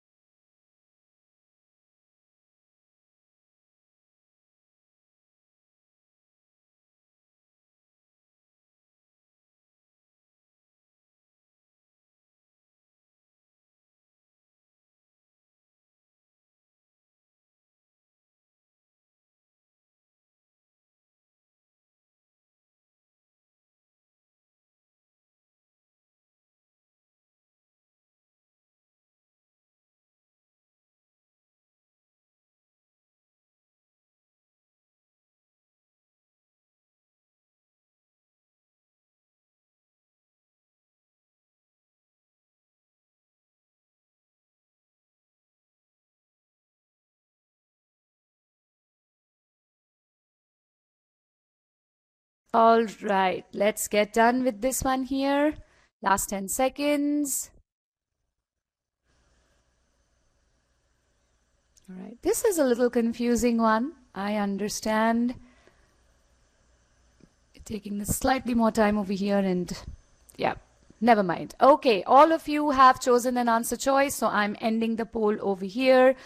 I am going to put aside the passage, and before we start looking in the question, the passage, I want to hear from you. How did you like this passage?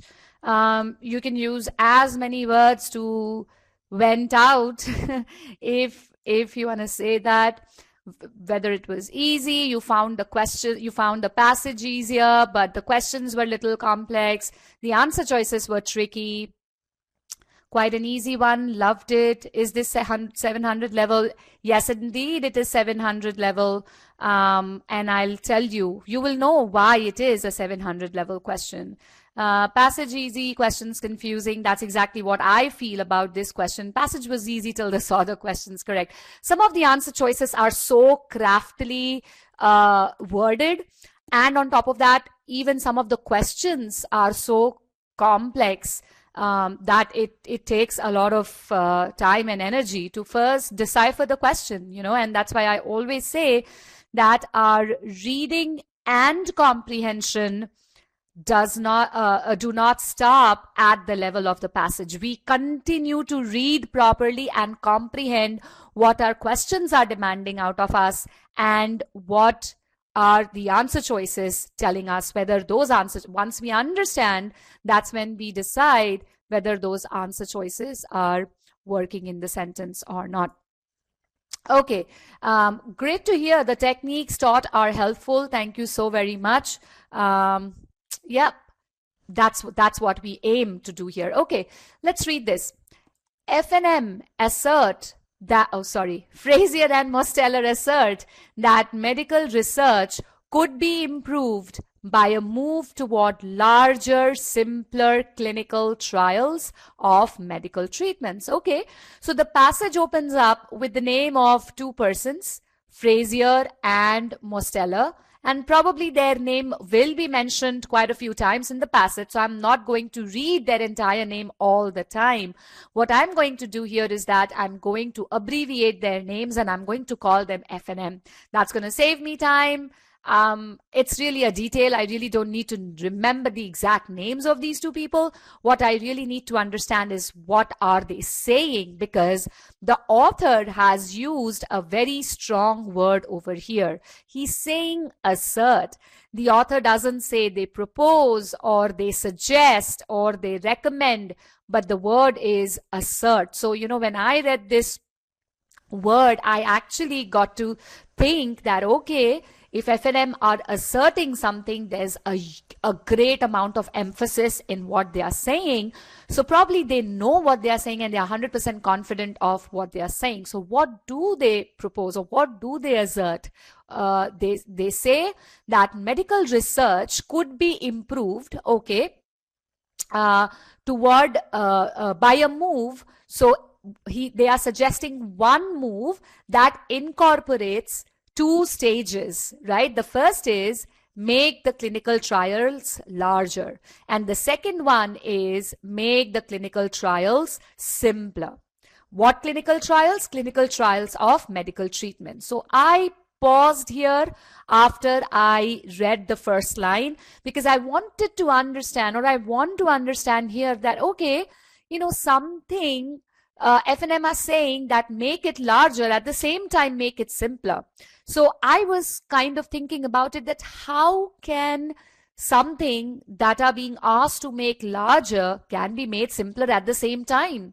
So that was my interest hook or peg to read the sentence further, and that really drew me into the passage. So this is where I found my point of immersion in the passage. So we all may have different pegs, different hooks, but it's very, very important to just get drawn into the passage, give our 100% to understanding the passage if we want to make the best out of our RC passages. So Reading further, currently, okay, so the author is now going to, that's my keyword, by the way, there. So currently tells me that the author is going to talk about what happens right now, the present clinical trials.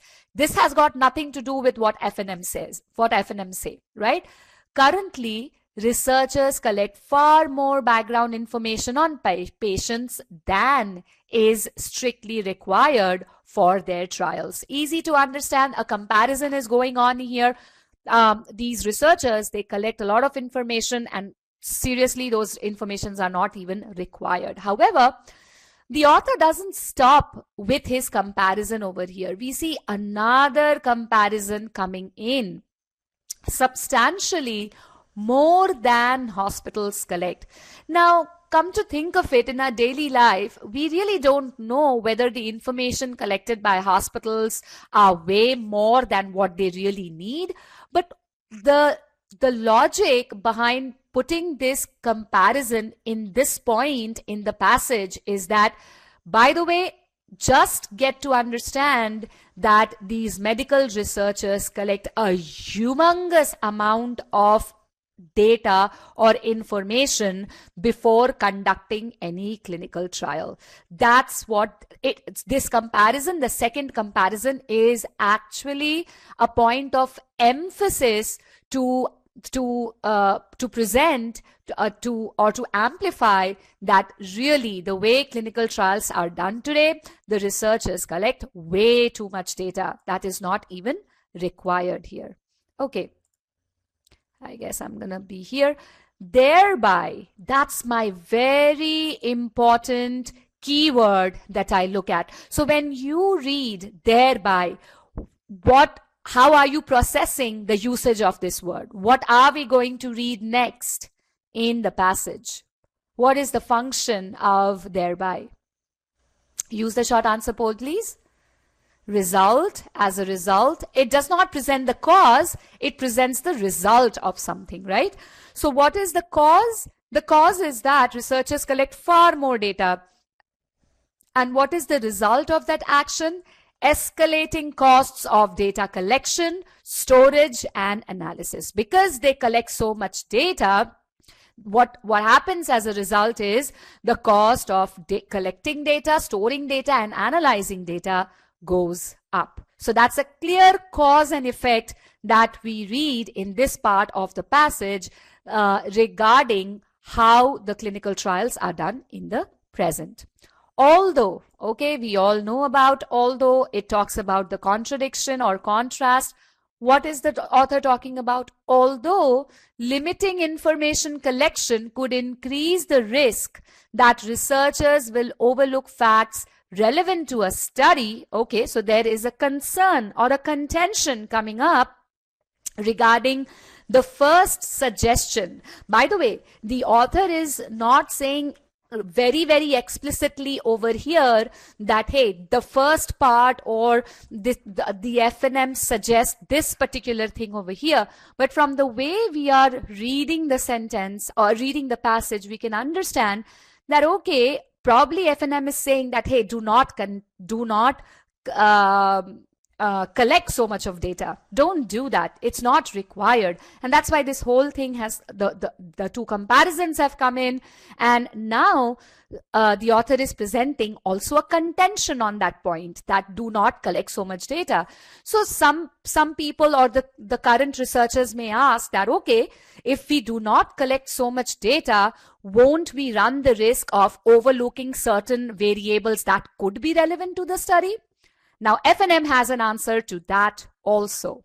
FNM contend that such a risk, never entirely eliminable for research, would still be small in most studies. So what FNM is saying that, well, you can never eliminate that risk 100%, that even after collecting all the information that you have, there could still be a chance that you missed out on certain variable that could be beneficial or that could be relevant for the trial that you are doing. However, the good news is that in most of the cases, this risk is very, very negligible. Very negligible. Only in research on entirely new treatments are new and unexpected variables likely to arise. So here FNM is making it very, very clear that if you are studying a medical condition that has never been studied before, then yes, it makes sense to collect a lot of information, because we still do not know what may be relevant, what may not be relevant, because those studies have not, that particular ailment has not been studied before.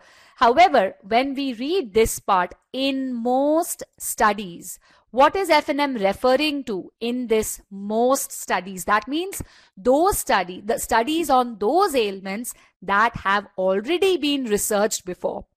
Those ailments, the treatments for which already exist and they have been studied for quite some time now. In those cases, researchers have a fairly good idea what is relevant, what is not relevant. So in that case, even if we try to reduce the number of information that is being collected and only stick to those that have proven to be relevant, then the clinical trials can be simplified. So here we are talking about this aspect of FNM's suggestion. Make it simpler. Why? Because what are we saying, or what FNM is saying, that reduce the amount of information that you guys are collecting. So definitely there is no question of larger here.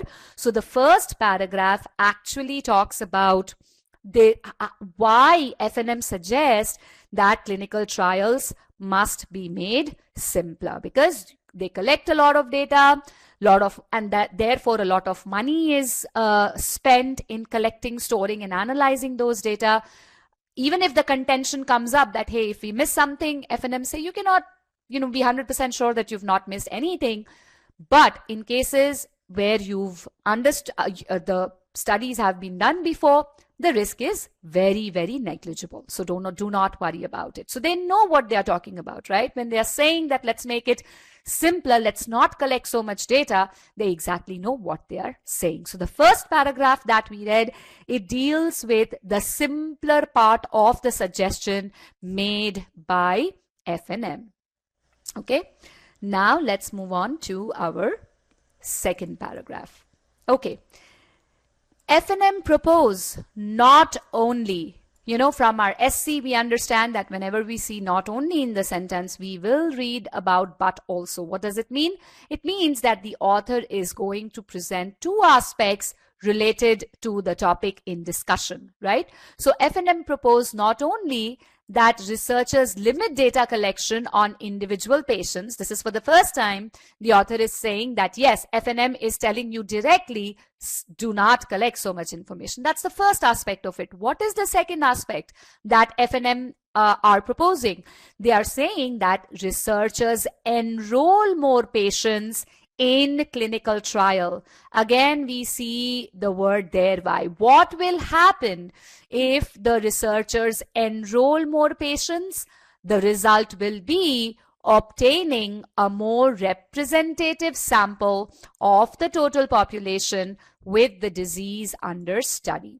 So from here, the cause and effect presented here is about the suggestion made by FNM. Right? However, we can infer rather one point of information about the clinical trials here. What is that inference? The inference is that the way the present studies are done, they do not present the representative sample of total population. They are not representative. The results are not representative. Very safely, we can infer this because FNM is saying that if you listen to us, this is what you are going to get. That means the current trials are not meeting that effect right now. Okay, so that's the active inference we need to draw from this part of the sentence. Then the author further explains this whole idea. often researchers restrict study participation to patients who have no ailments besides those being studied. Okay. A treatment judged successful under these ideal conditions can be evaluated under normal conditions. And so now this line actually clarifies this cause and effect for us absolutely. Right. Why has this suggestion come up? The suggestion has come up because currently what researchers do is that they only allow those people to participate in the study. They allow participants to, let me rephrase it. They allow only those participants to participate in the study who are suffering from that particular ailment that is under consideration or that is being studied. So just one condition. Suppose if they are studying common cold, you cannot have any other condition apart from that to be part of the clinical trial the way they are done now. And that is what the author calls ideal condition. This is what author identifies as ideal condition, that you only have that particular ailment and nothing else absolutely going on in your body. All right. Now let me ask you this question. Doesn't it make sense to call it an ideal condition? Because really, a human body, does it really happen that, or how many times does it happen that we are only suffering from just one condition at a given time? Does it make sense to understand why it is called ideal conditions? Rarely, right? I get that answer. So it's very, very rare. I mean, we ourselves do not know what's going on in our bodies, right? So it's very difficult. But even from our daily workings of the body, we can understand that it's very, very rare that there's only one particular thing going wrong with our body, right? So that's an ideal condition. So that's why FNM are suggesting that open up your horizon, open up the participation and include people with normal conditions, because that's the normal condition. That's how human body functions. A human being can have multiple things going on in their body. So increase the participation. And this is where the larger part of the suggestion kicks in. In the second paragraph, the author is presenting the larger aspect of FNM's proposal. Okay, so a few things to note here. FNM is suggesting that increase the participation. What will be the result? The data sample will, the data will be more representative. So we understand that the current research trials, the data is not representative. And what is their suggestion of how to make it larger? Incorporate people having various other conditions also, and not restricting your research only on those people who are suffering from just that ailment at that time. Because in that case, what will happen is that the treatment that has been judged successful or that has been labeled successful can now be evaluated on people with normal conditions also. Okay.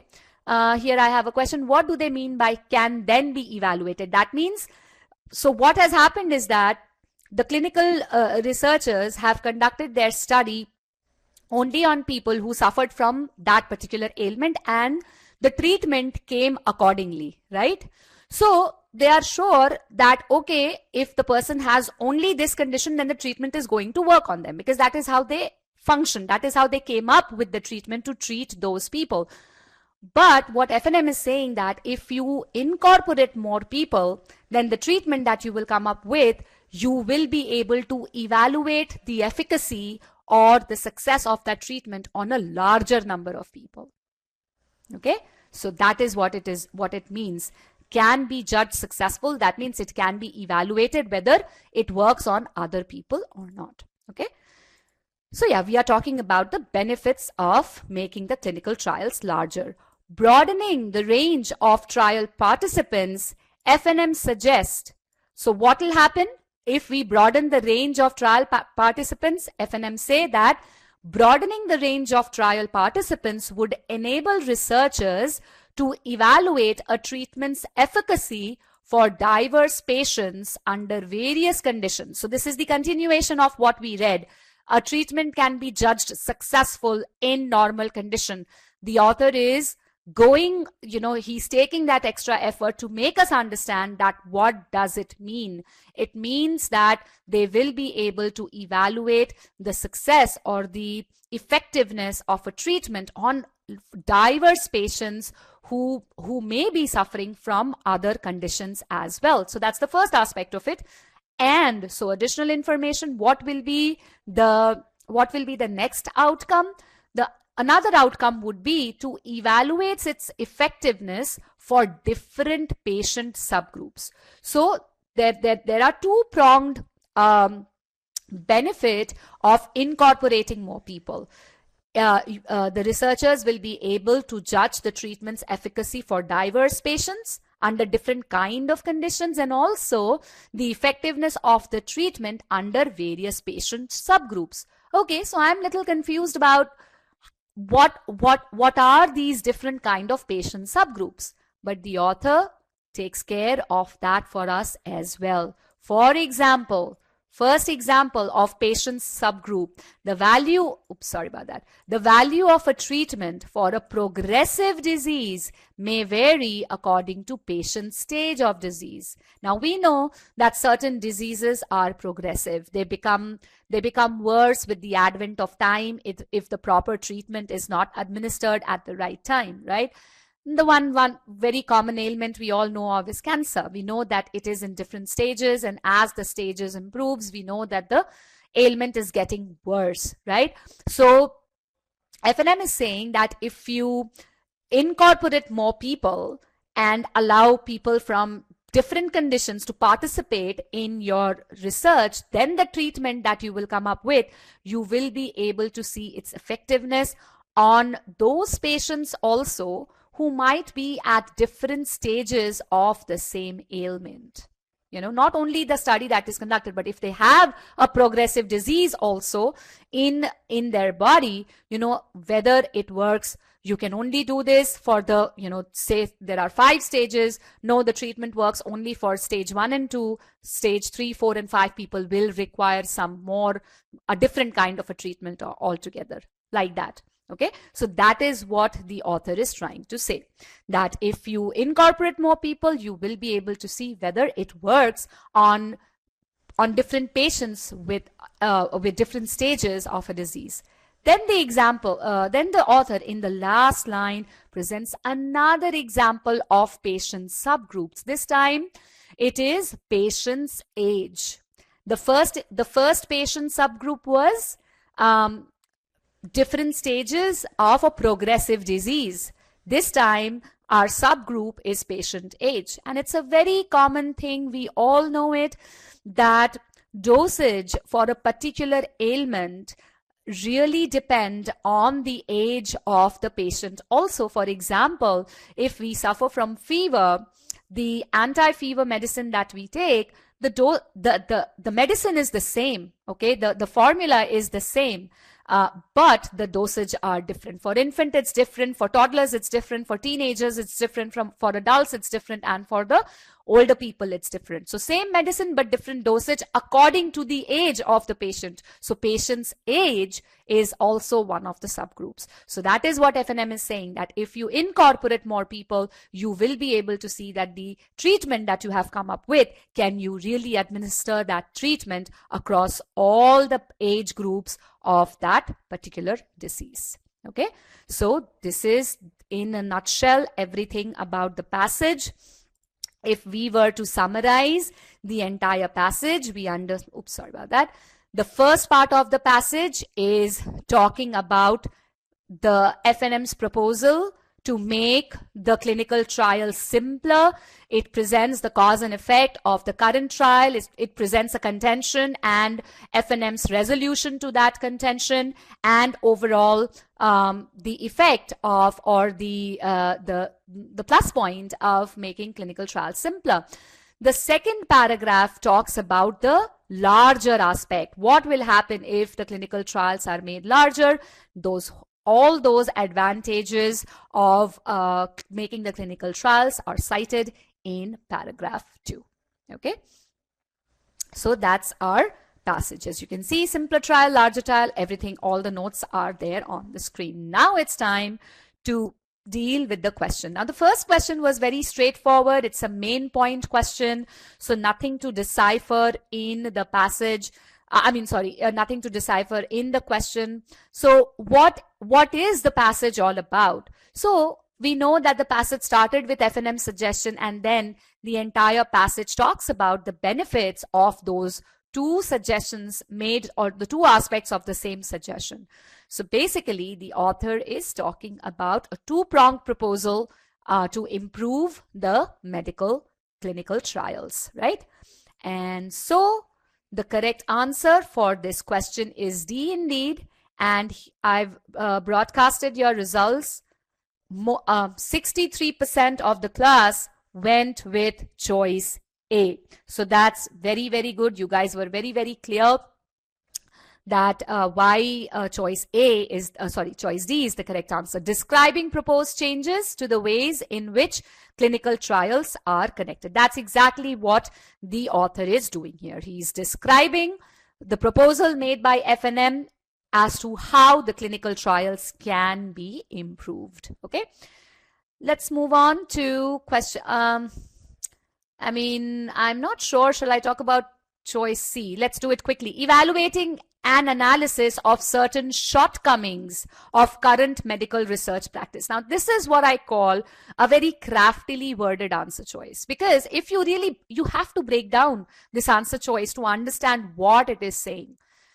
Evaluating, right? So this very word, we also discussed it in the previous section when Harsha was talking about evaluation. It's the pros and the cons. When both the aspects are part of the analysis, that's only when we can call it an evaluation. So pros and cons of the analysis of certain negatives of the current medical research practices. Now, when you break it down like that, you see what a bad answer choice it is, because the passage is not presenting the good parts and the bad parts of the negative parts of current trial. No, it's not saying that. It is actually talking about, hey, these are these two guys, and they are saying if you do this, the medical trials can be improved. That's it. So choice C, again, word jugglery, but absolutely out of context, absolutely incorrect information that we get here. Okay, let's move on to our question number 2. Lot of words. Okay, which of the following can be inferred? So one part is clear here that it is an inference question. Okay, from the passage about a study of the category of patients referred to in the lines, often researchers restrict study participation, whatever. So basically the author is saying that this study that we read about in this particular line, what can be inferred about that study. Okay, so often researchers restrict study. So that means we are talking about current clinical trials, right? That's the study we are talking about. So what can we infer about the current clinical trial? Okay, so let's do this part. So the way by the way, this statement appears in our second paragraph. So we will only focus on the second paragraph, right? So here the author is saying that this study, that means the way the current clinical trials are done, only those participants are involved who are suffering only from that particular ailment. So this is this part. Such studies only cover ideal conditions. So from this part, we can infer that people from normal conditions are not incorporated. Now you can say that this is also mentioned in the passage. Well, not directly. Yes, it is in a way a restatement of the information in the passage, but this also qualifies as a valid inference. And another inference that we saw that we actively made while we were reading this part of the sentence, that broadening the range would enable researchers, no, not here, one line before, right? Would successful under can be evaluated under normal, have no ailments besides, no, I guess that part is not here. Basically, the result of such studies are very limiting. Why? Because FNM is suggesting that if we incorporate more people, then what's going to happen is that we are going to get more representative sample. That means the current clinical trials are not very representative. Their study is very, very limited. Probably the results are also very, very limited. They are not very representative. So these are the two things that we can infer from the passage. So now that we understand what it's all about, let's see how did we do in this question. Okay, so when we go to passage number 2, broadcasting your results, well done. 58% of you went with the correct answer choice, which is absolutely correct. Its findings might have limited applicability.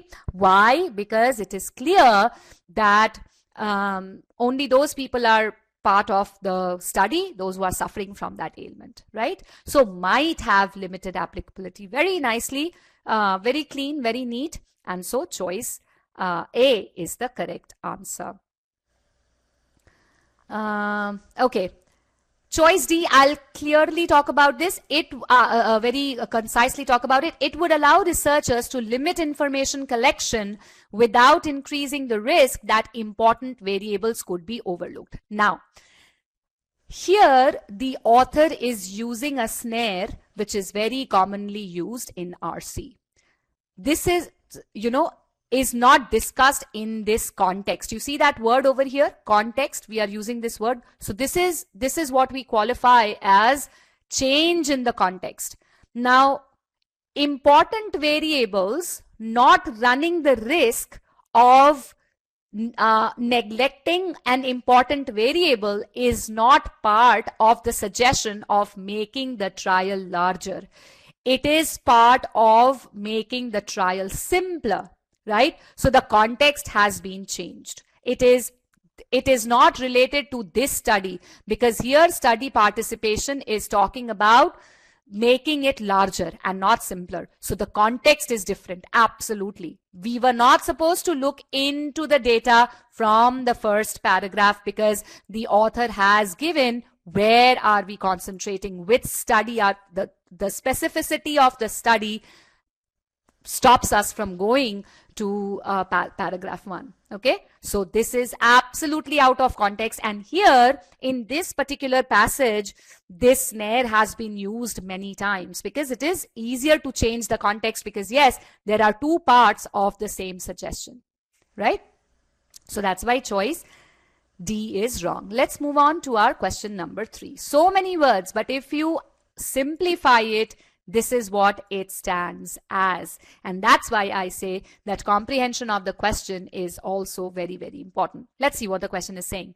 It can be inferred from the passage that a study limited to patients like those mentioned in lines, again, the very same line, that means we are talking about the clinical trials that only incorporate patients in ideal condition, right? Would have which of the following advantages over the kind of study proposed by FNM?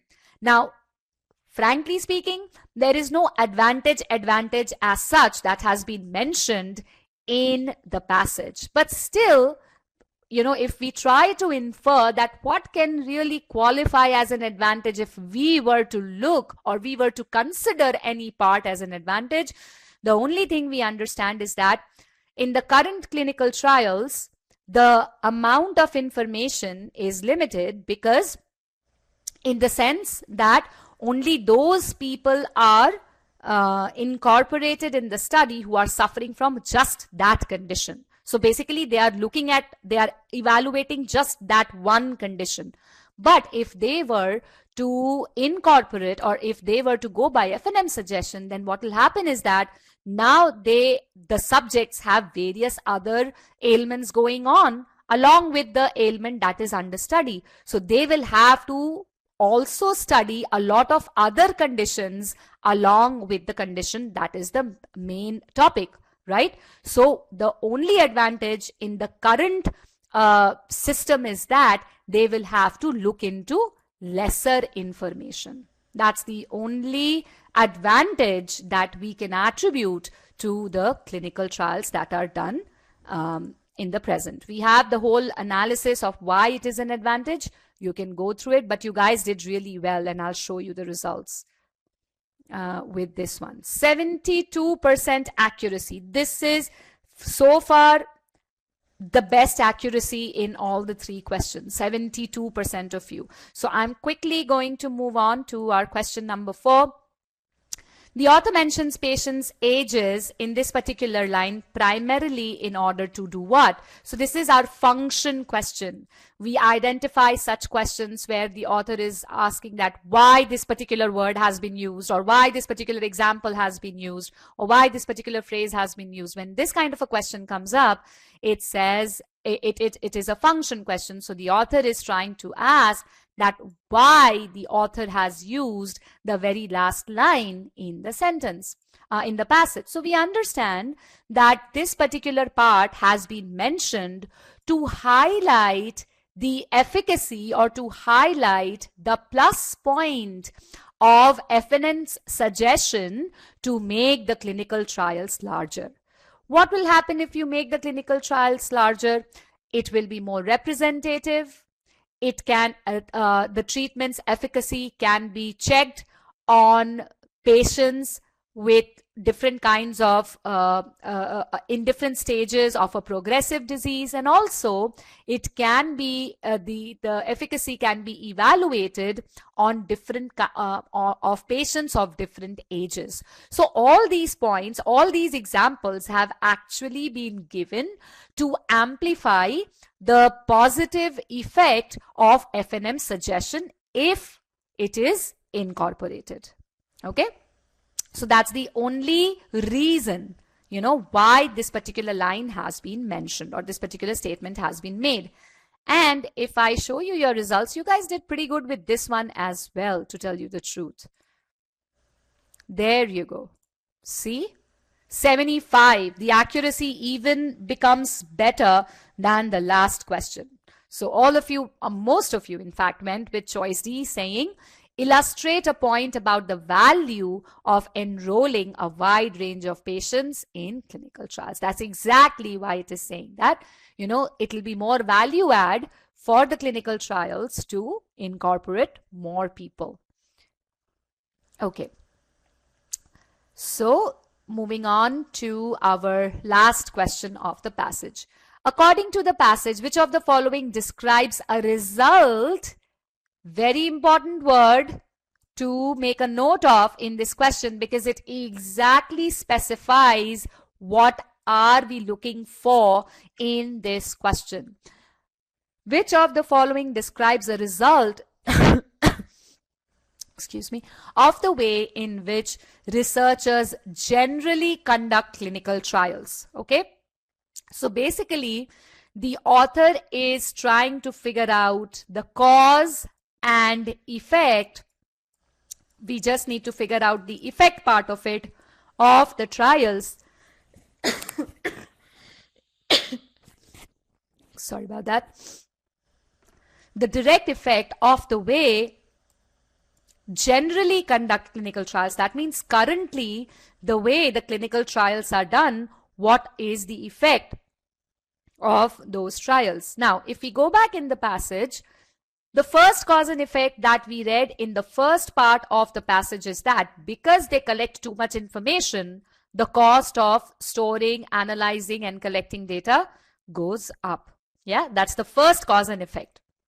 The second cause and effect comes from the second point, that because the current clinical trials are done only on patients who are suffering from that particular disease, their applicability may be limited. The data is not representative, right? So these are the only two cause and effects explicitly mentioned in the passage. So if the author presents, if the author talks about the cost going up, or if the author talks about its applicability being limited, any of the two information will qualify as the correct answer choice.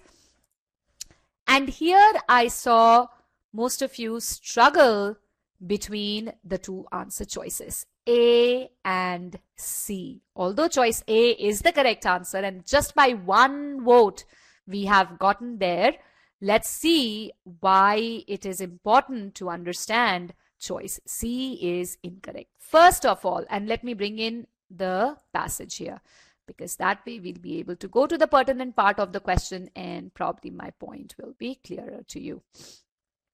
Okay, see, if we look at this part of the sentence, currently here,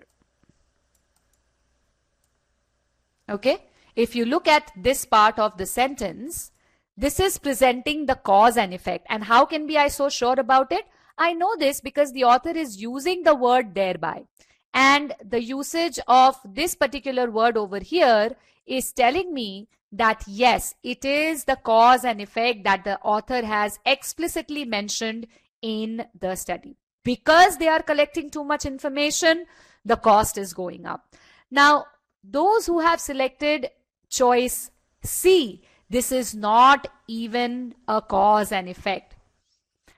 The cause is not that they are collecting too much information, so the risk will be eliminated, or because they are collecting too much of information, the risk is eliminated. That is not even a possibility. FNM is saying that no matter how much information you collect, that risk that you will be able to eliminate the risk of overlooking any factor does not go away. It doesn't happen. But the cause and effect is it has got nothing to do with the clinical trial. They are saying if you do not collect information, you may miss some variable. That's the cause and effect. But this is not the cause or effect, or not collecting too much information is not the effect of how the current clinical trials are done. So this is not a cause and effect at all. Okay, that's the first point. That's the very basic thing that we should understand, that why choice C is wrong. It is a contention. People may argue, or people may come up with a point of argument to challenge FNM's suggestion. So it is really a challenge to FNM's suggestion, but really not the cause and effect of the clinical trial. And that's why choice C is absolutely wrong. Okay. So here we spoke about why choice C is wrong.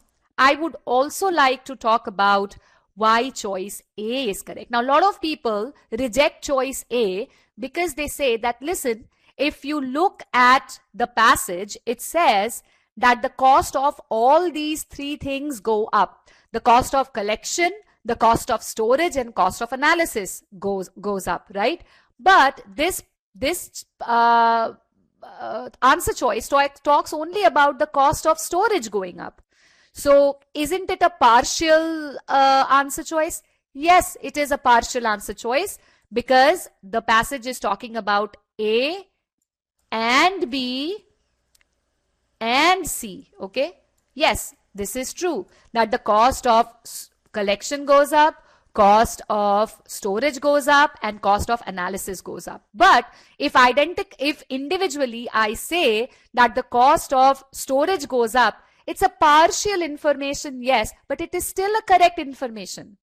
It's not that if I don't talk about collecting data, or if I don't talk about the cost of storing, analyzing data, this point does not stand at all. No. Yes, because they collect so much information, the cost of storage does go up. So yes, this answer choice is only talking about one aspect of the cost going up, but it indeed is the correct answer choice. You know, the other day, Rajat was giving this example that suppose a student went to Harvard, or he was selected by Harvard on full scholarship. Now, even if we decide not to mention the full scholarship part of it, the condition still remains true that the student went to Harvard University, or he went to Harvard for his MBA, whatever. Okay, so that point still doesn't change. It's irrespective whether he got the scholarship or not. So over here also, the cost of storage does go up. It is not mandatory that we mention all the three factors for this answer choice to be correct. Okay. All right. Now, I think some of you have some questions about question 2 and question 3. In the interest of time, we will definitely share the PDF of this presentation, and you will get the recording of this session in a few hours. So you can definitely review the relevant portions where you might have some doubts, and then clarify those parts. Okay. So with this, we have come to the end of my part of the session. Now I would like to invite Rajat into this session, who will take care of the last part, which is the Q&A part of this session. Thank you so much. Thank you for being such a patient audience. Over to you, Rajat. Thank you, Shraddha. Let me just make sure I have the right mic. I indeed do. I think let me just move the poll over here. Thank you. I want to talk about what is it that you guys have learned from this session so far. It's been, we've been here for about 3 hours now. And so what is it that, what are your key takeaways at this point in time? And so far, how have these 3 hours been beneficial? Okay. Actively read. What else? Importance of inference and what inference means. Okay. Which is, hey, read with the intent or inferences what the author would agree with 100%. Learn reading strategies. I hope that's what you meant. Summarizing. Okay. Analysis of keywords. Some of the right answers may not sound right, but when you check rigorously, they are good. Even though you read the passage, there was a lot that you missed out. That's really good, and that realization is important. Why? Because once you realize it, fixing it is not very difficult. That's good. Breaking down sentences, which is a means to reading. So this is all these are all excellent takeaways that you can have, and just make sure you remember these takeaways and apply them as you read more and more passages. I think the piece which I want to emphasize on is, hey, where do you go from here? Because Harsha and Shraddha have done their job to a certain degree, and they've done what they could do in these 3 hours, but then you still have another 35 hours of effort on RC that many of you need to get to that 90th percentile. So, so the takeaways that I want to make sure that you do, which you don't lose, is that you got to be immersed. I mean, don't hate the topics that you see on GMAT RC. Tell yourself they're interesting.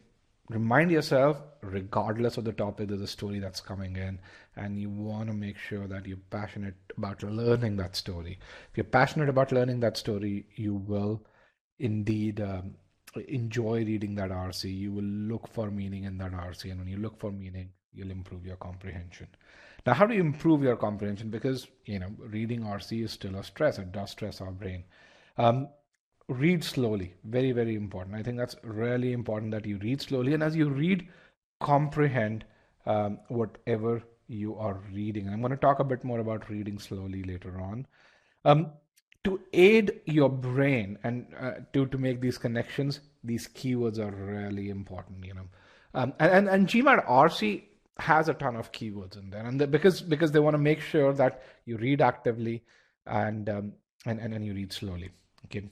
And then don't let the content of the passage overload your brain. So you've got to summarize every few lines. As long as you do that, you will find that acing GMAT RC is fairly, it's very, very doable, and very doable in a very quick time. So let's talk about this one piece over here, which is the timing piece here. Okay. Let's talk about this. So can anyone tell me how many words are there on a GMAT reading comprehension passage? Okay, 350 is a good answer. 300 is a decent answer. GMAT RC passages are between 300 and 425 words. So there's a range over there. Shorter passages are around that 300 word mark, and the longer passages are around that 425 word mark or so. Now, I want you to tell me, let's just make sure. I want you to tell me how many words do humans read in a minute? What's kind of the average reading speed that humans have?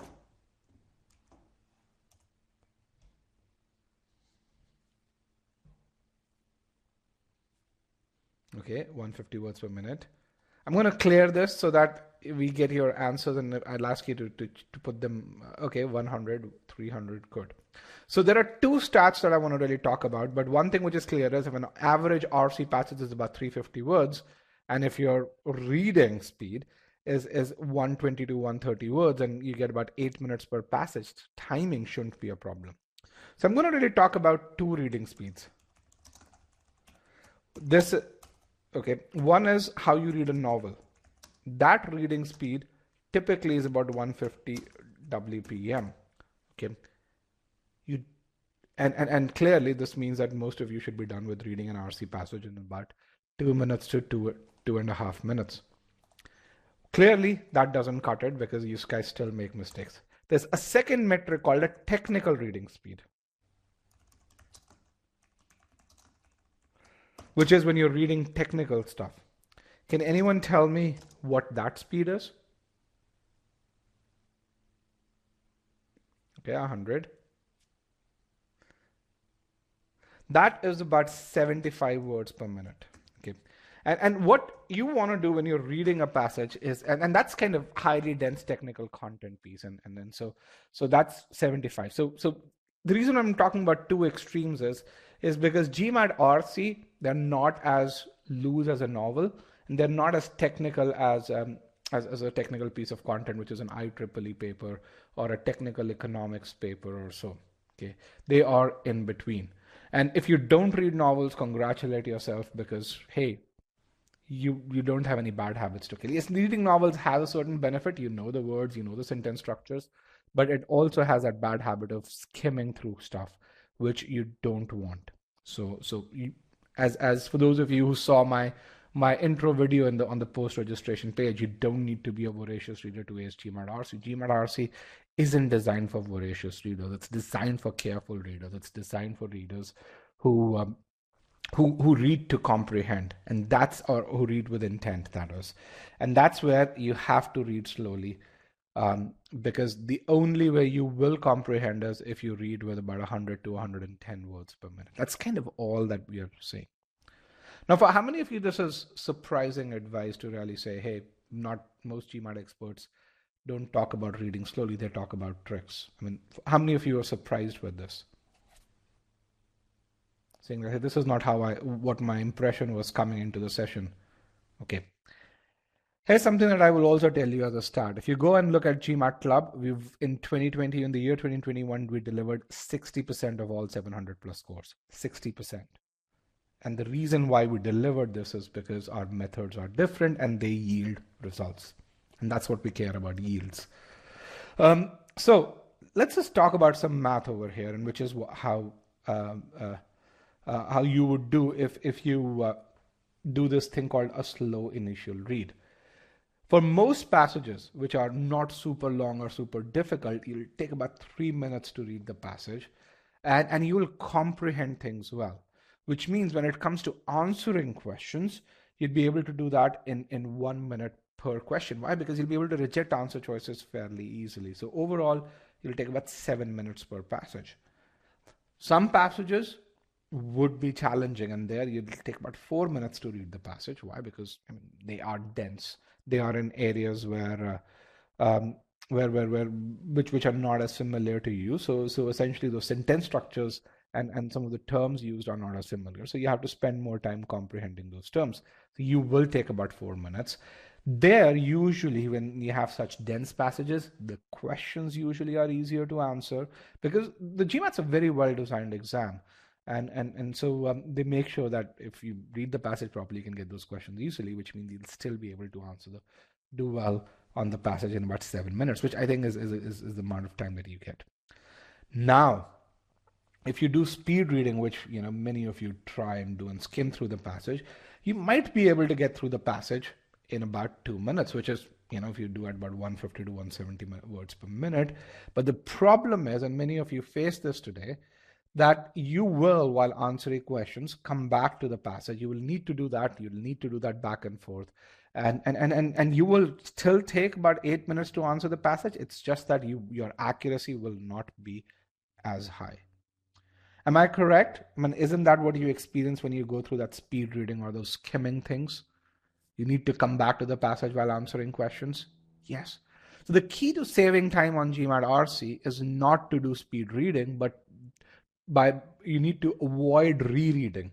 And which is the same thing you'll see when you attend the CR session next week or the SC session the following week. The GMAT's not a test of speed. It's a test of comprehension and logical reasoning. And if you do the slow read early on, the need to go back to the original prompt will go down. The confidence with which you reject answer choices, that's going to go up, and you're going to have much higher accuracy, and you'll have time to spare. So bottom line, which is there, is if you do that comprehension piece well, you will not need to spend more than a minute per question, or even a minute per question. In fact, we've had students who scored 750, 760, 770s, and the way they train their brain to do is they actually read the passage and they tell themselves while they're practicing that they will not come back to the passage, even if because you have the option to come back to the passage, but they say, my job is to read the passage so well that I'm not going to come back to the passage while answering questions. And this is how you train your brain to improve your comprehension. And 8-10 passages down the line, their brain becomes so good. Here's an example of a student who went to Columbia. She scored a 740. What she said is, hey, you should read all the text, not just the first and the last sentence of the passage. And once you do that, it takes only 30 to 50 seconds to answer each question. And again, what she really said was read every sentence with what we call as the SC hat, which means, break the sentence into sentence structures and then comprehend the meaning. Another guy who went to Columbia, he says, hey, what you have to realize is that you have enough time to do all questions. Take 3+ minutes to read the passage and a short passage, and 4+ minutes to read a long passage. With this strategy, you'd be able to answer these questions in 40 to 60 seconds flat. Okay. This guy actually was able to do RC questions on an average of 2 minutes per question. This is a screenshot from his ESR. Okay. There's another guy who, very smart guy, scored a 760 eventually. In his first attempt, he scored a V27. Why? Because he was skimming through the passage. And because of that, he was forced to read the passage multiple times. And then once he applied the reading strategies, once he slowed down, this is what he said, and he was able to get a 94th percentile on GMAT verbal, which, for a non-native is excellent. Okay. And you can see, for those of you who are subscribed to our YouTube channel, we have upwards of 220 right now such instances on YouTube channel, where you'll see people talk about their SC, their CR, their RC strategies, their number property strategies, and so on and so forth. So how do you build that wherewithal to improve comprehension? The first thing is you've got to understand how to read a sentence. And for those of you who read GMATers, make sure that you go through the master comprehension course, understand how a complex sentence is constructed. Once you understand how a complex sentence is constructed, you'll be able to understand how to read the sentence for its genesis and how to improve that comprehension. So again, you can see this is about an hour and a half worth of content. Then you've got to really see, okay, when you're reading, where should you pause? And this is just reading a sentence, not reading a passage, by the way. This is the granularity to which you need to get to. And then you need to go through the reading comprehension course. Make sure you go through the reading strategies concept. The strategies that Shraddha and Harsha talked about, these concepts talk about these strategies in a lot more detail. And they teach you how to apply those strategies. They evaluate on your ability to apply these strategies as well. Once you know how to read, you've got to do think of this as pre-work that you need to do before RC. That's when you start to need to go through the main point concepts, the inference concepts, the detail concepts, because whatever you read, you have to read with the right mindset. Okay. But the piece which is there with regards to this learning is, you've got to love learning, and which means that as you go through the various main point, as an example of what loving learning is, when you go through the main point concept, you've got to spend time on this. And the reason why you've got to do that is because it's the depth that matters. Okay, when you're reading a passage, you shouldn't just be scratching the surface of the passage.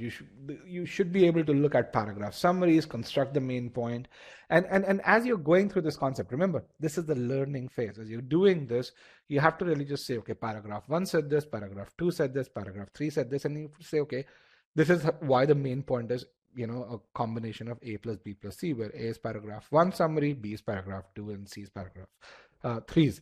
But then you should also do that what if analysis to say, what if paragraph 3 were changed to something else? So the paragraph summary became, instead of C, D. How would the main point change? And when you do, you can do that analysis only and only when you are completely invested in what you're reading. Okay. Do that for main point, do that for inference, do that for detail, and you're going to find acing GMAT RC is very simple. That was it. With that, I'm not going to take a whole lot of your time. I just want to make sure that, just follow these things. Get immersed and visualize whatever you're reading. To do that, to comprehend, actively use those reading strategies. Very, very important. You're going to find comprehension becomes easy. And then the piece which we haven't talked about is, once you reach that 70th percentile, how do you utilize data? Okay, where do you get practice questions? Let me actually share the session PDF and then take your question, because I see a number of questions in the Q&A pod. Practice questions, go to your free trial, go through the RC subsection. Also, there's a Scholarinium free trial where you'd be able to get these passages as well. Let me just share the PDF. Harsha, if you can share the PDF, that would be great. I think I found it. Thank you. As a session PDF. Also, we have the next set of sessions, the CR session, and we also, I believe, have a geometry session tomorrow. So if you've not registered for those, make sure you do register for the upcoming free sessions as well. Actually, sorry, we have the number property session tomorrow. My bad. Okay. If you've not registered for the number property session or the CR session, make sure you do that as well. Okay. Questions here. All right. So how long do you need to go from a 530 to a 700 plus score?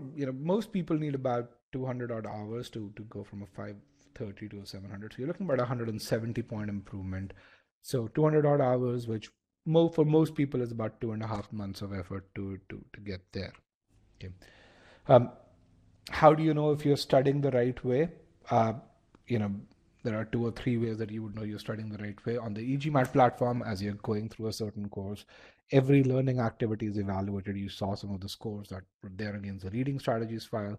Similarly, in CR, as you go through inference files, assumption files, you'll see that every activity is evaluated. If you're scoring 80% or higher in the concept files, in the application files, in the practice quizzes, you're moving towards the right metric.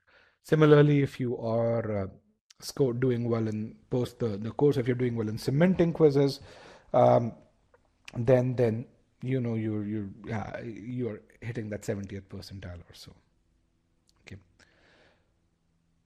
So yeah.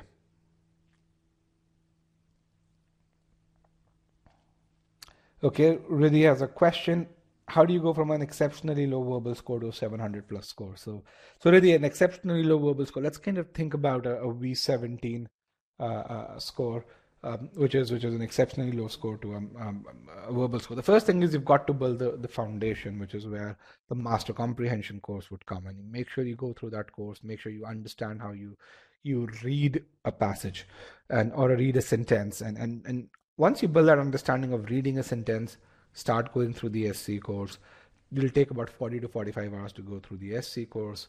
Make sure you do cementing in SC course. And once you're done with cementing, then you go through the CR or RC course and then repeat the entire process. So go do things in sequence. Don't worry about timing, focus on learning, and yeah, you will you'll be able to improve from an exceptionally low verbal score to a really high score. Let me see if I can.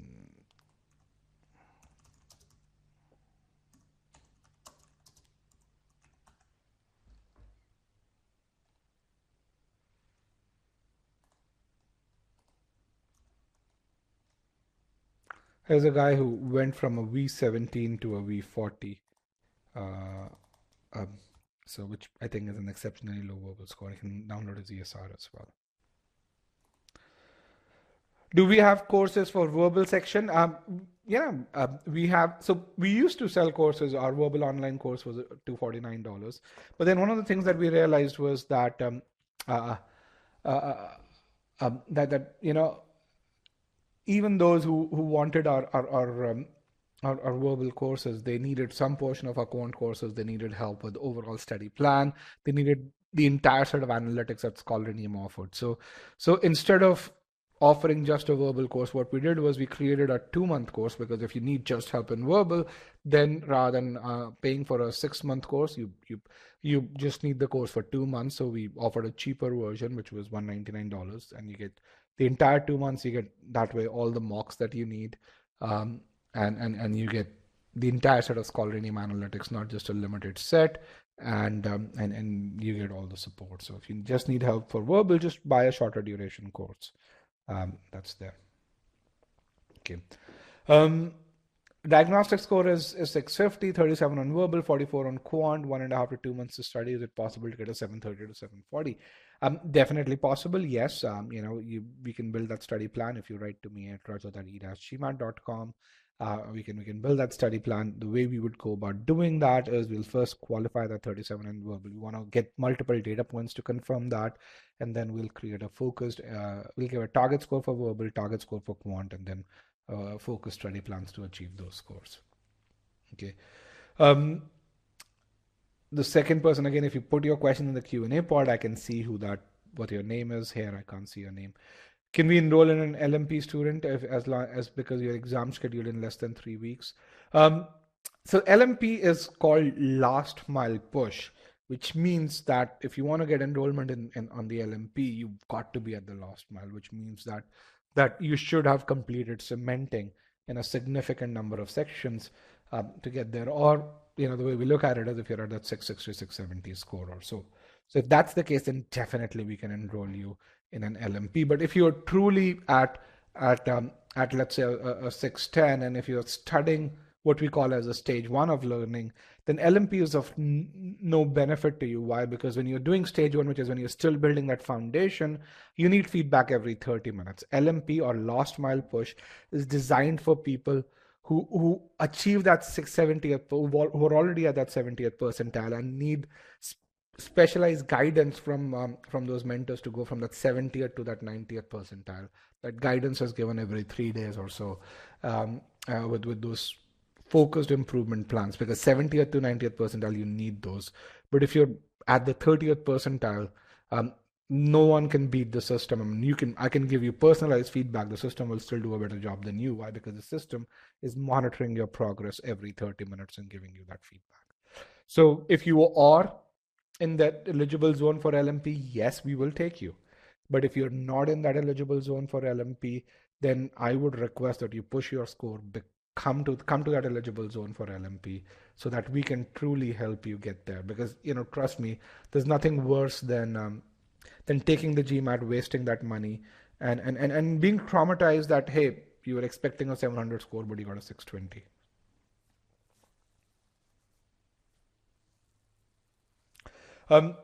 So if you're graduated from stage 2 for modules in quantum verbal, then yes, Deepak, you should be able to get to LMP.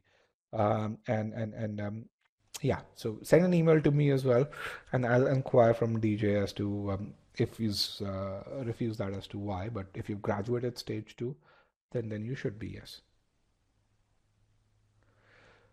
Again, guys, put the question in the Q&A pod. That way we can respond to it. If you put the question on the right-hand side, which says short answer poll, it's a poll for your answers to my questions. I can't respond to those questions. I can't share links with those. So yeah. Is it possible to improve RC section in 2 months if you practice every day? You probably don't need 2 months if you practice every day. You probably need 15 days, but you have to be very conscious with how you go about practicing. And because if you just blindly practice, you can take an eternity and not improve. But if you're very deliberate with how you practice, if you go slow, if you improve your comprehension with every passage, if you do every passage with that goal of improving your comprehension, then you're going to find that 15 days is plenty to ace GMAT RC. Okay. All right. For study plan, you can write to me at rajat@e-gmat.com. That is how we can help you with that study plan. Okay. So again, I'm going to respond to Deepak's question, where he's asked for LMP, to give you my email address. So you guys can have that email address in this case. All right, guys, with that, I want to thank you for joining me today. It was a pleasure. Thank you for staying with us for upwards of 3 hours right now. It was wonderful having you, and I know for many of you it's very late your time. So again, we appreciate your support during this, and stay safe, stay healthy, and I will see you on e-GMAT.com, either on the platform or in our webinar tomorrow. Okay. Thank you, and have a wonderful day.